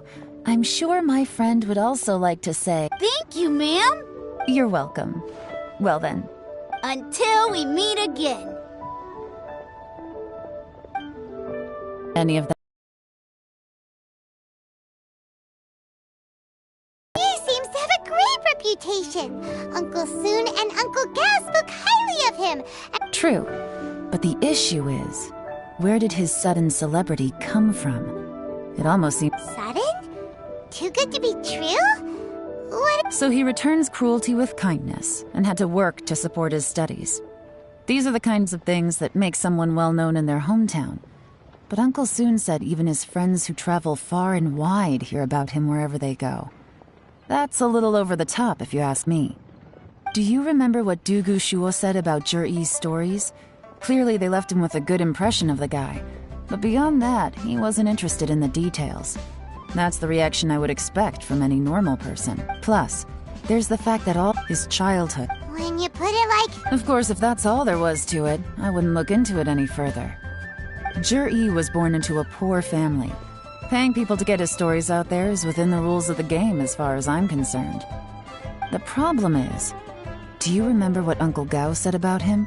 He's stayed poor his whole life. Everything he's earned he's either spent on studying, traveling, or paying off debts. I don't think he has the mora to pay for a publicist. Right, and that changes everything. It can mean a powerful faction is trying to gain influence over the Liu at Xixing. That's the worst-case scenario.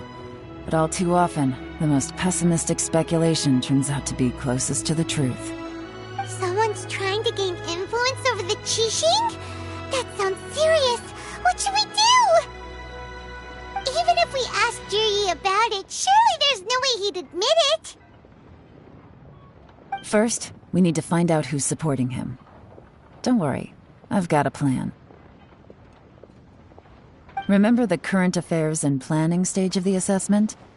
Since the successful candidate is duty-bound to implement their plan after taking office, their manifesto tells us their stance on key issues. Whoever is secretly helping Jur-E must be seeking to benefit from his actions after his appointment. So, we should be able to find some hints in Jur-E's manifesto on who we're dealing with. Come on, let's get back to Yansheng Tea House.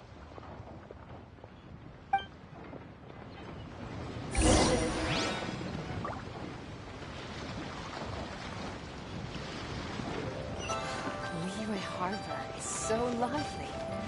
So many treasures.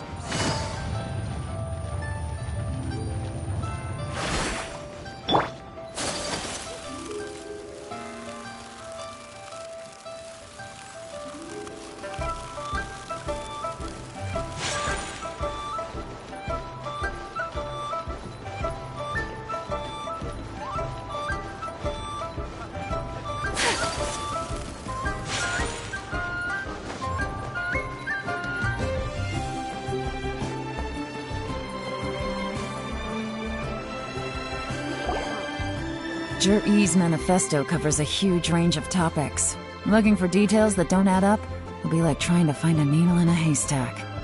I'll divide the reports into 2 piles. You take one, I'll take the other. When we're finished, we'll put our heads together. Officially, the assessment is already over, and I'll be expected to announce the results before long. So we have to get to the bottom of this as quickly as we can. Yikes! We better hurry! Whatever else Uncle Tian might think of Zhi-Yi, the fact remains that he's one of his favorite students. Any evidence he's left is not going to be immediately obvious. We'll have to look carefully and think critically.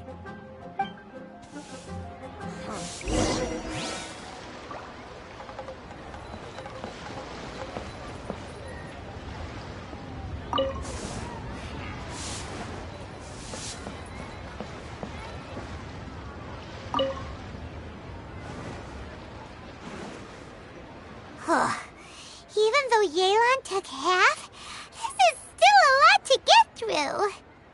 Well, we gotta start somewhere.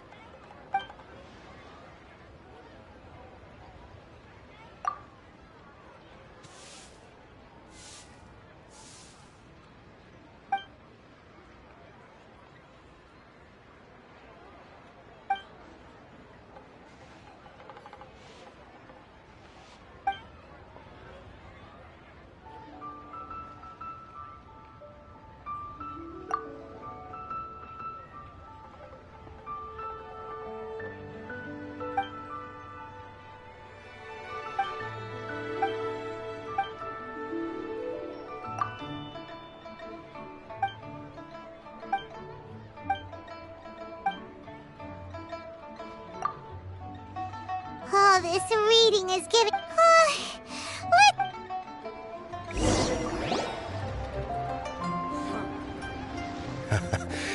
Looks like I'm the first one back, as usual. Oh, hey! It's one of Yelan's little helpers, Shanghua! If you're back, that means you finished investigating Tianwei. You betcha. I visited all the commerce guilds and gathered a wealth of information. Every time they asked me to leave, but I always had another trick up my sleeve. Don't drag this out. Just tell us your findings. Yes, Lady Yelan. To summarize my findings, most people who've had interactions with Tianwei will start out complaining about how proud and arrogant he is, but then go on to give a generally positive appraisal of him. The young master of the Feiyun Commerce Guild said that Tianwei appears arrogant, but he's very scrupulous in the way he works. Once he signs a contract with somebody, he treats them fairly regardless of their background. Who'd have thought? Is it possible that his reputation is fake? Is there any way you can check the accounts of the businesses under his name? In theory, that should be very difficult, but here's the thing. I asked around and found out that almost all of Tianwei's accounts are open to the public. Where he buys from and sells to should be confidential business information, but he doesn't seem interested in protecting it at all. Tianwei often sees business opportunities that others don't, but once he's made enough mora off of it, it's like he gets sick of it and releases all of his trade secrets. It's like he wants people to know that they still can't beat him, even if he shares all of his secrets. The fact that someone like that can still make mora is pretty infuriating when you think about it. What a strange guy. It's like he's not doing business to make... To validate his theories. No wonder his manifesto contains so many insights. It's all the result of his first-hand experimentation. I'm back! Huh? Why do you think? Obviously, because I possess superior skills, and am always one step ahead of the competition. You... Ugh, whatever. I'm not getting into an argument with you. If I hadn't had something else to take care of on the way... Lady Yelan, I have finished investigating Mingbua. Well, we're all ears. The Ministry of Civil Affairs says that Mingbua struggles to get his words out when he gets nervous, especially when he's chatting with strangers. But after a few days of getting to know him, you can pretty much have a normal conversation with him. On the whole, the feedback from the Ministry of Civil Affairs was very positive. He always could... In your opinion, was the Ministry of Civil Affairs' appraisal of Mingbua at all exaggerated? I don't believe so. Mingbo is someone who has slowly but surely earned the reputation he has today. According to Miss Yu, the ministry often gets... Oh, and also, there was once someone in the ministry who was lying and cheating to try to advance their career. Mingbo gave them the scolding of a lifetime. Apparently, he can be terrifying when he loses his temper. Whoa, that's hard to imagine. Like I said before, things are not always as they appear. Ah, so that's what you meant by that. I'm starting to get it now. Thank you both. You're free to go now. So, have you finished reading the manifesto? We still have a bit.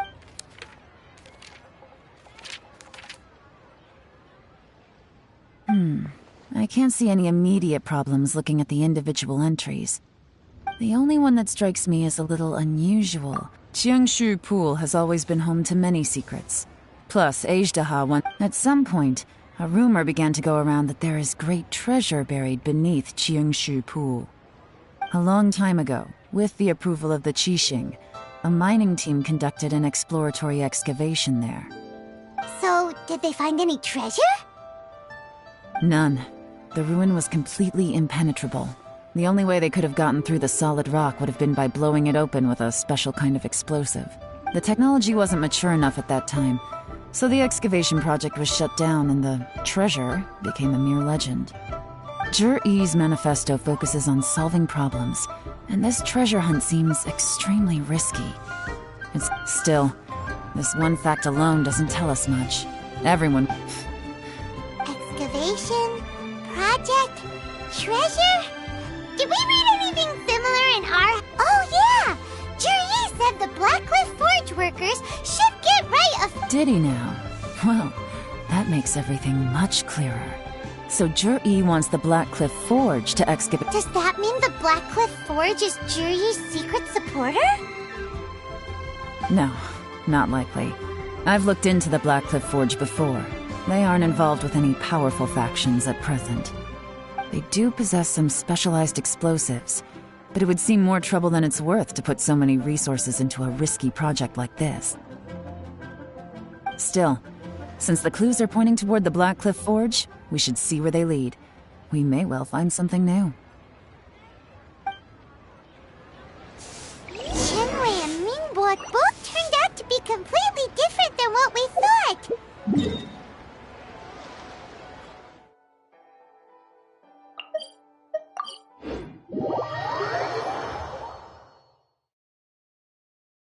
What about Zhi-Yi? Is there another side to him too?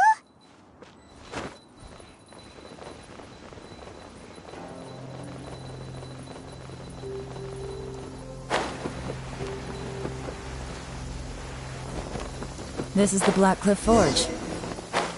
Let's look around for clues. So,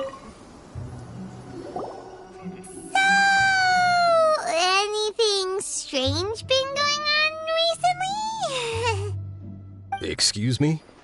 What's that supposed to mean? Strange how?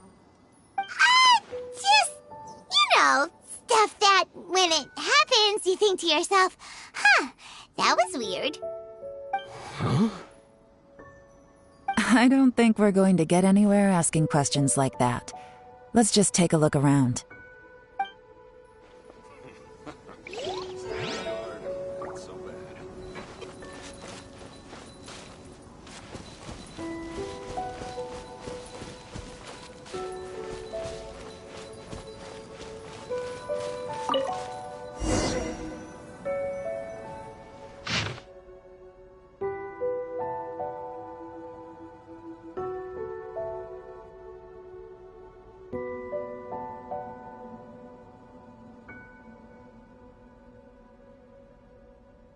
What's this? From the back, it looks like a ledger, but it seems they also use it as a site log. We don't know who wrote it, but it's interesting, don't you think? These newcomers... You think they're suspicious? Yes. Look, it says right there, one of them's already been promoted to team leader. At this rate, by the time the Qingshu Pool redevelopment plan is ready to roll, they'll be the technical backbone of the team. That'll give them the chance to take a lot of liberties. They can copy any secret texts or steal any treasure they find underground. Imagine if we didn't suspect anything. By the time Jur-E recommends the Blackcliff Forge for the excavation project, at most we would maybe do a fresh background check on the place. No red flags if all they did was change some key staff. And even if we decided to vet the staff individually, that's the advantage of planning this far in advance. When you put it like that, it all makes sense. If we hadn't found this out, someone else would have stolen the treasure. So, who's really behind all this? That's a question for the newcomers. But let's start with that worker over there for now.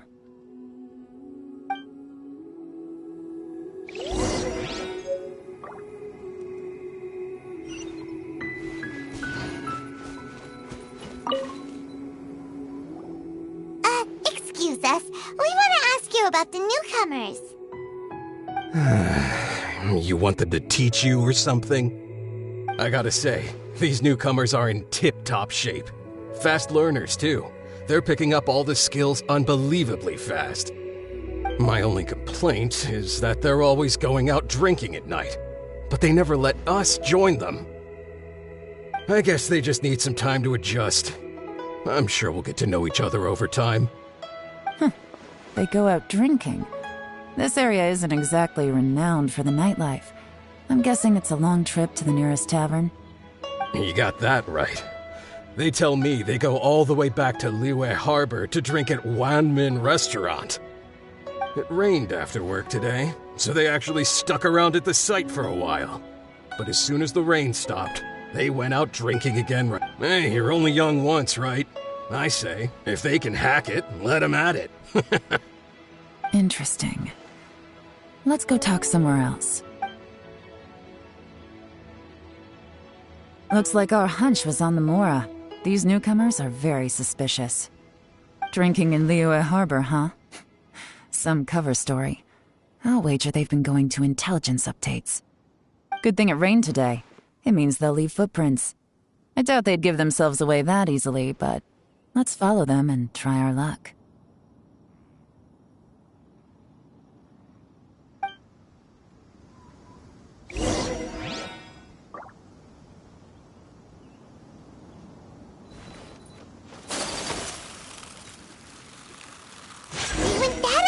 Hurry, we gotta catch up!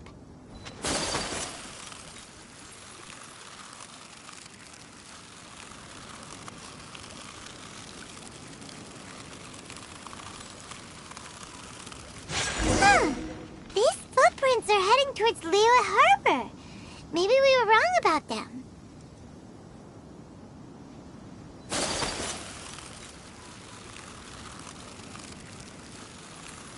Just as I thought. They didn't go to Liyue Harbor. They went that way.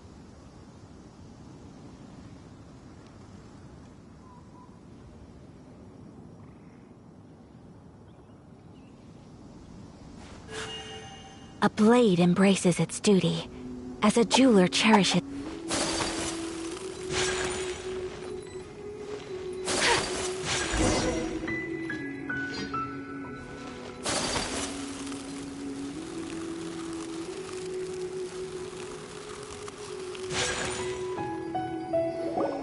The footprints stop here.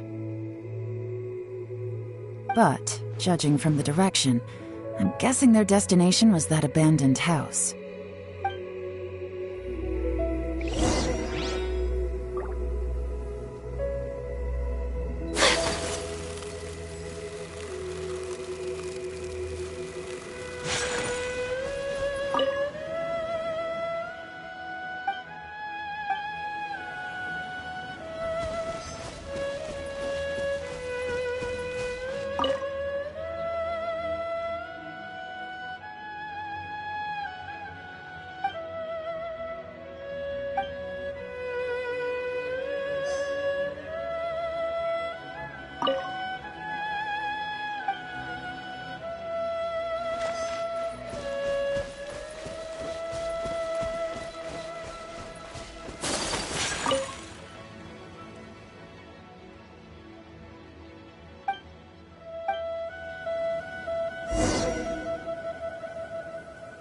Looks like we were too late.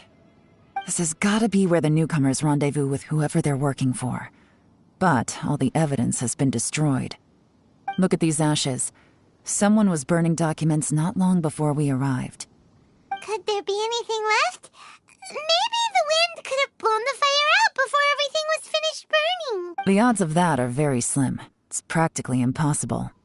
I've checked. Why don't we wait for them back at the Black Cliff Forge? They've got to go back there sooner or later. We can't count on that. Clearly they were based here at one point, but it's mysteriously abandoned now.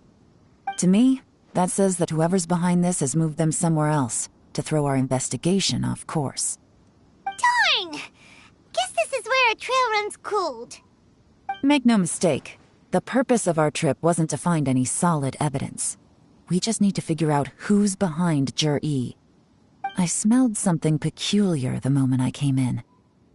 Those newcomers probably thought they'd be safe as long as they burned the letters.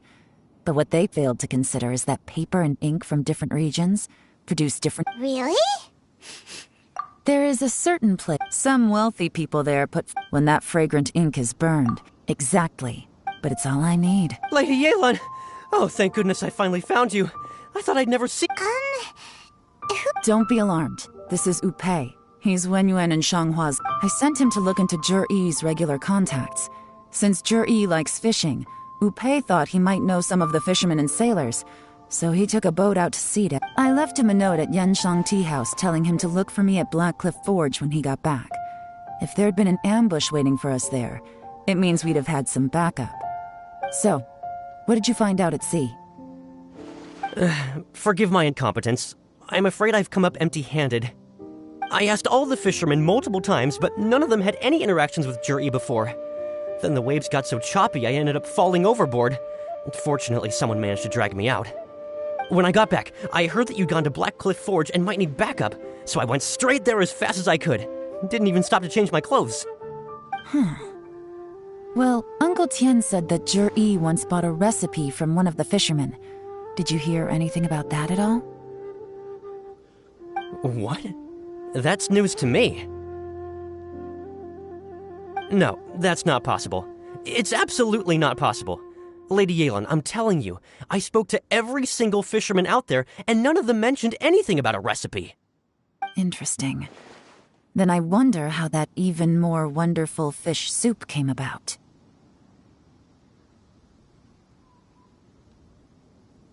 Fish soup? What fish soup? Nothing. Our priority right now is to find a way to get our hands on some solid evidence. Well, any suggestions? Not a bad idea. Upei, what do you... Honestly, I've already tried following Jur-E, but the guy's too cautious. Never meets with anyone suspicious. Okay, so tailing's that. No, we'll still need... Groundwork?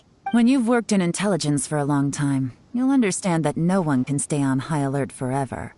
Especially when he thinks he's about to win. Tomorrow morning, I'll announce his victory at Yuehai Pavilion. Take a guess what you think he'll do next. Be sure to arrive on time. You won't want to miss the ship.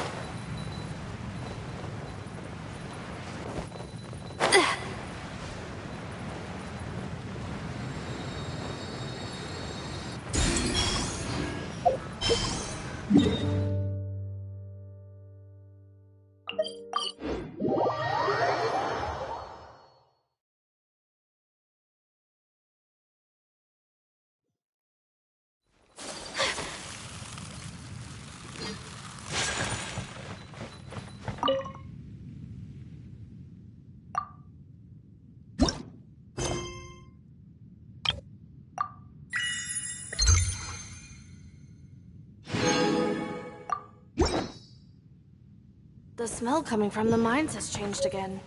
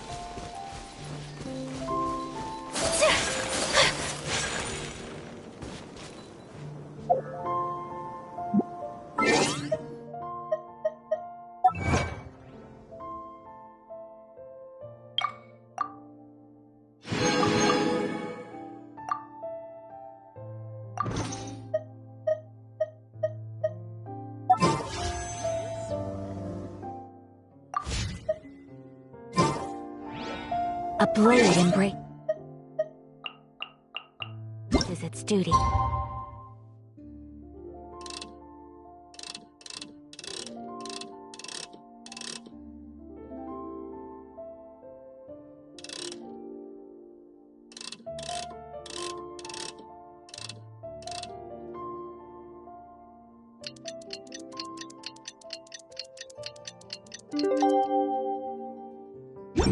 As the jeweler cherishes their gems.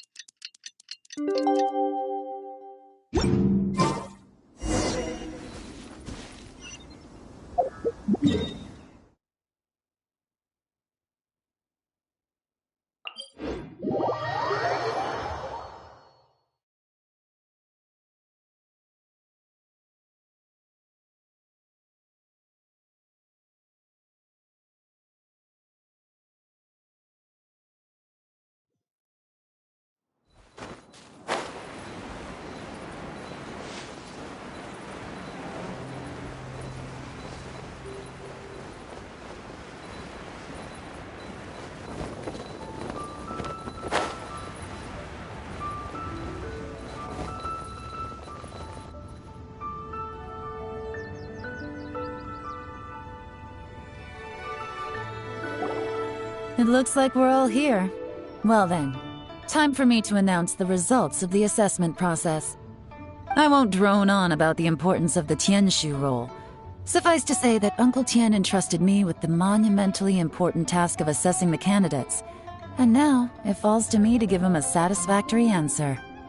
All of us here know the score. Don't beat around the bush, just get on with it.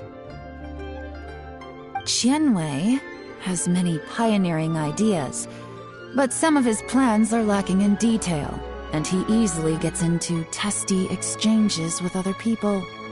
Mingbo is reliable, but not quite ambitious enough, and because of his personality, he struggles to win people over. In contrast, Zhi is evenly balanced across the board and enjoys an excellent reputation in Liyue. After much consideration, I have decided to recommend Zhi to the Liyue Qixing. What? Congratulations. Thank you. Honestly, I'm a little surprised to hear my name being announced. In my estimation, all three of us are worthy candidates for the Tianshu position. As your competitor, I've become keenly... Would either of you entertain the possibility of working with me in the future? And taking on some of my workload?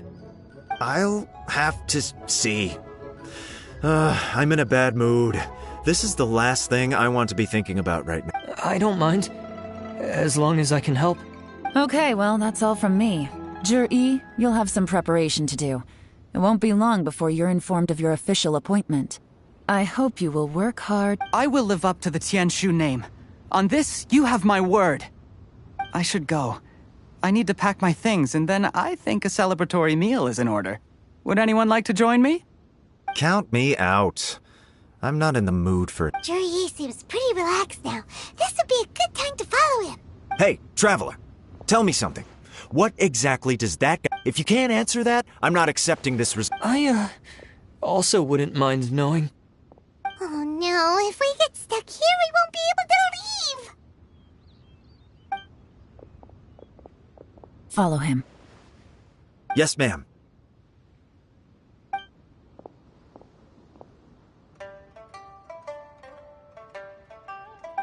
We finally got... Lady Yelan, Zhi has gone to... Follow him, quickly. So Zhi really sided with the Fatui?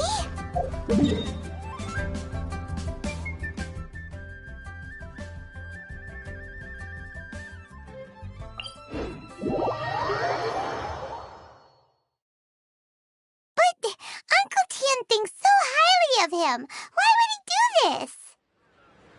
Difficult to say, but everything should become a lot clearer when we find him.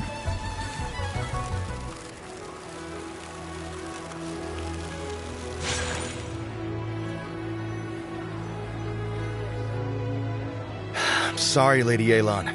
We lost him. He's too good at this. We weren't able to keep following him without being seen. How the heck did he manage to shake Yelan's subordinates? I guess Zhi didn't let his guard down. Still as vigilant... No, Upei says he's much more relaxed than usual. Maybe it's just how he's wired. Perceptive enough to sense when he's being watched. But how? Don't blame yourselves.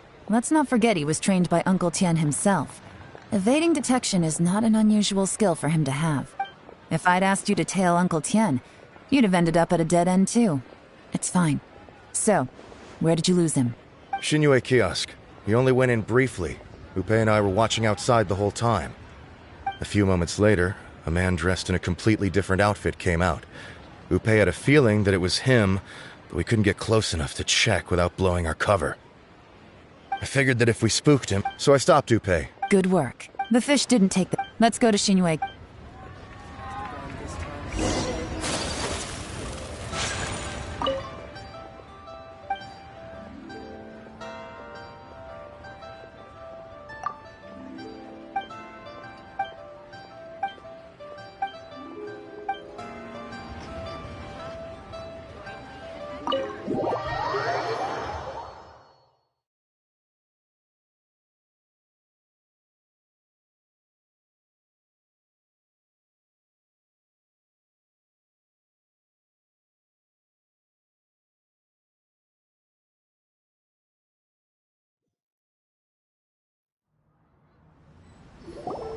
Could you explain to me how that works? A guy like him comes in, changes his whole outfit right under your nose, and you don't even ask him about it? Our customers are free to dress however they please. What grounds would I have to question him? Okay, fair enough, but didn't you think it was just a little bit strange? Well, maybe I did, but it still doesn't give me the right to stop him. Enough. Let's tone this down a little. I'll make this quick. Just one question. What did he buy while he was here? Oh, he didn't buy anything. He just picked up a bottle of liquor that he ordered ages ago. A bottle of liquor? Yes, a very strong kind. Fiery, with a rich flavor. Not something the average customer would... This gentleman ordered it in person from us a long time ago. He was only here today to pick it up. Liquor and wineware. I see. Where to? Shigu Antiques.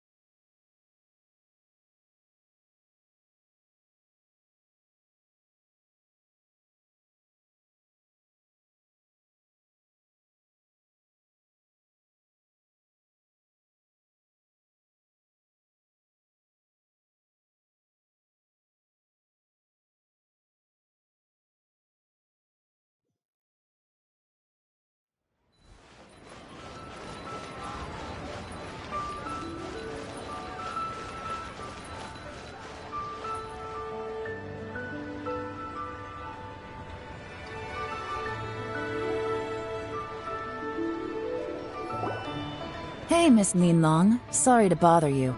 Zhi ordered a wineware set from you not long ago, right? We're friends of his. He's been telling us how impressed he is with the quality, considering how affordable it was. So we just had to come and take a look for ourselves. Sure. Which model are you looking for? We don't really know a whole lot about wineware. Let's just go with Zhi's choice. Would you be able to show us the one he bought? Zhi picked up his set not long ago. As a quality imitation of an antique wineware set, it has the look and feel of a luxury item. Just so you're aware, we don't have many of this model left in stock, and now that Mr. Zhi has taken one, I'm afraid it may encourage the price to go up a little. Don't worry, price shouldn't be an issue. I'm sure we can work something out. But I'm just a little hazy on one thing. Did Zhi's wineware set include wine glasses, or...? For this set, the wine glasses are sold separately. Minimum purchase is 1 glass, maximum is 4. Mr. Zhi bought 2. Okay. Thanks, Linlong. Seems there's a little more to buying wineware than I first thought. We'll have to mull it over. Well, don't take too long. We could sell out any day now. All right, see you next time.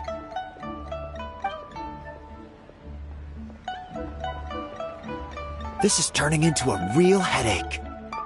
I'd just like to point out that we have the self-professed Grand Master of Fieldwork here to thank for being wholly incapable of tailing an ordinary civilian without being seen.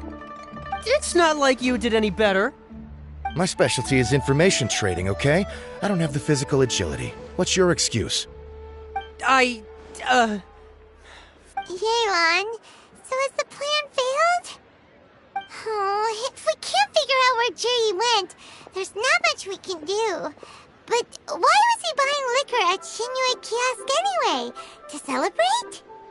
If so, it's no ordinary celebration. What do you mean?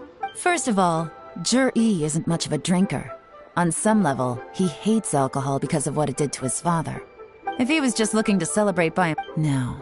Whoever this person is clearly enjoys... Now where might we... Fatui official... Have both locations surrounded.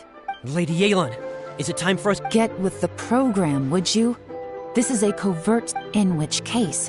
Great idea! But Lady Yelan... I'm well aware. Stick to your orders. And... Yes, ma'am. Don't worry, Lady Yelan. I'll be waiting for you at the... If I'm guessing correctly,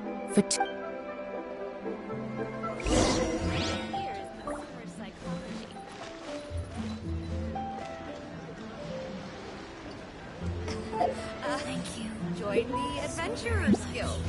You'll have a blast.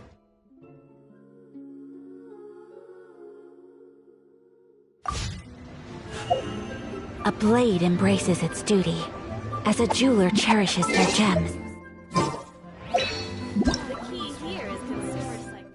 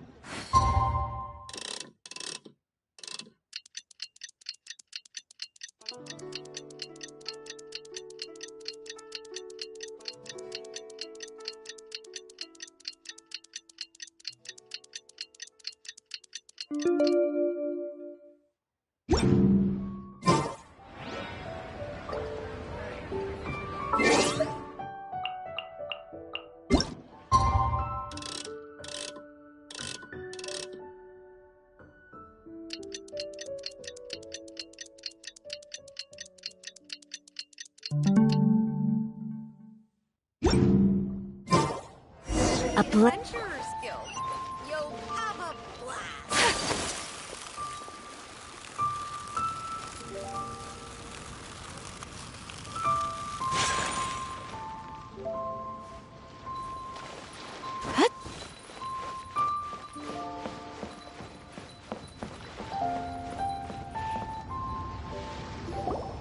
Perfect timing. Wen Yuan just sent word that the Fatui ambassador, Yusupov, just left the embassy alone. He's... Qingshu Pool? It looks like that's where they've arranged... Qingshu Pool is always... Oh no. Let's go.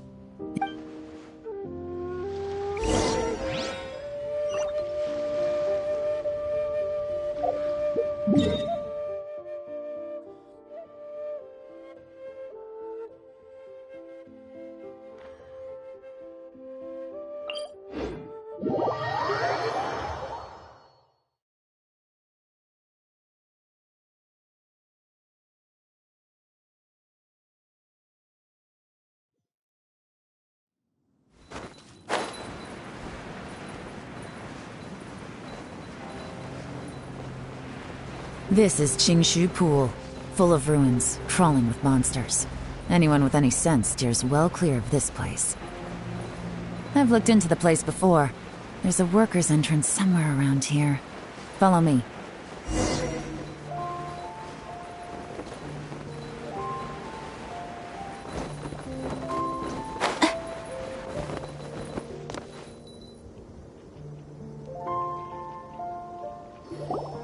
There's been some work done on this place in the past, but it's a bit of a labyrinth inside. The workers left still. Don't worry. By the way, They have other things.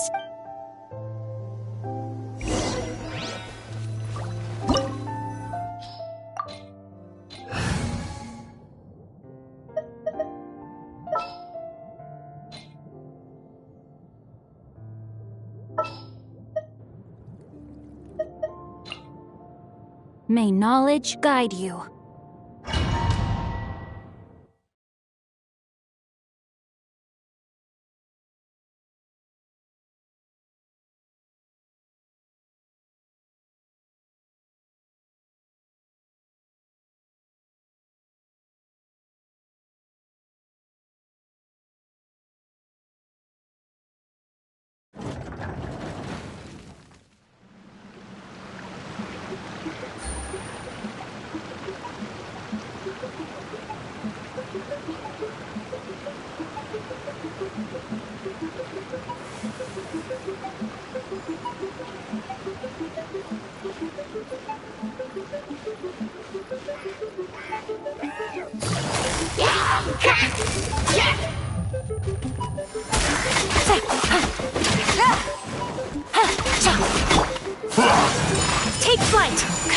guard!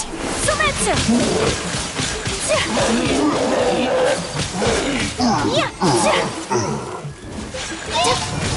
My apologies! Rain outlines your fate. Witness the power.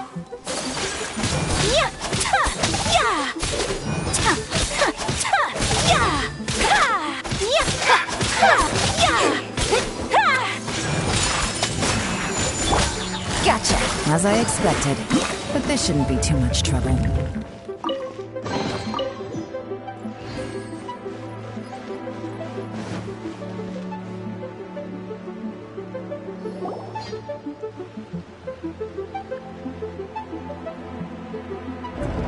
I see that? That's gotta be the Fatui ambassador here to meet Ji. That must be the emergency.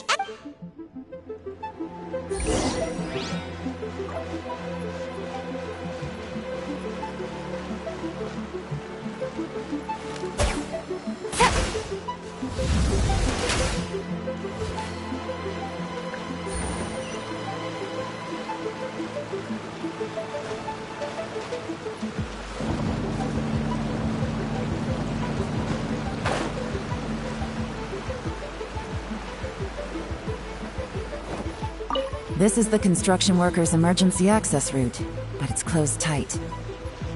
Trying to break through would be risky. Let's see if we can find another way.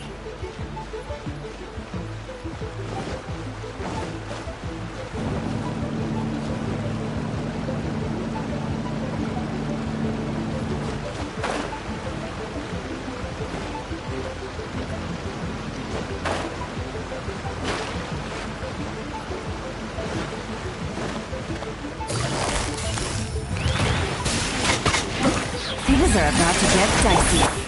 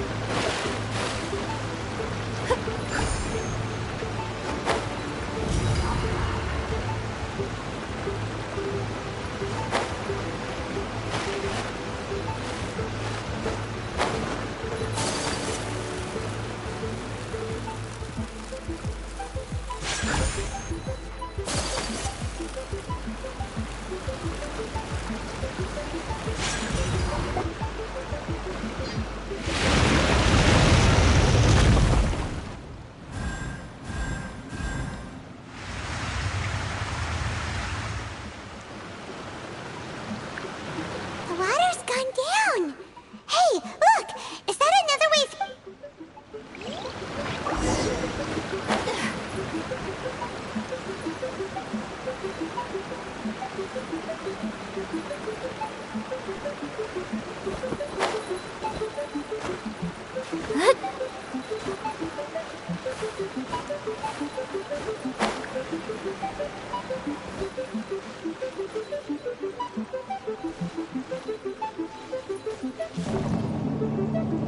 Let's dance.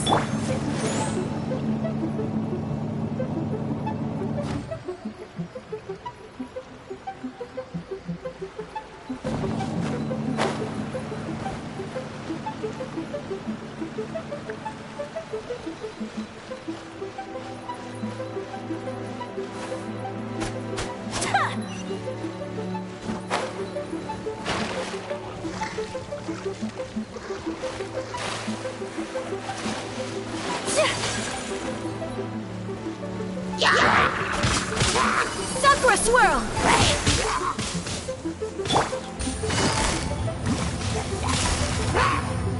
Quietly now.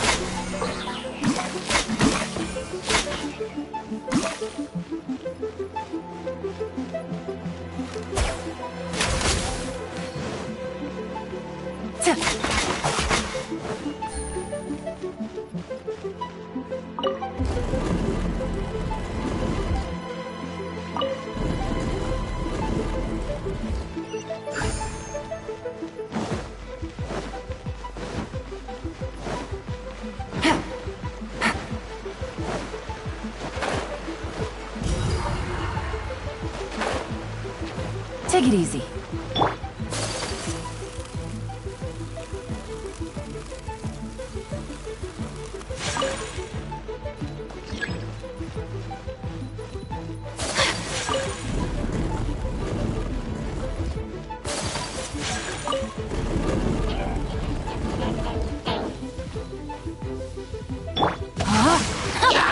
Rain cutter!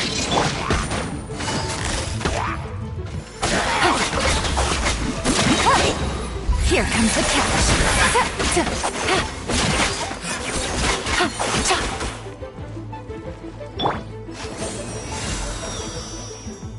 Let the show begin.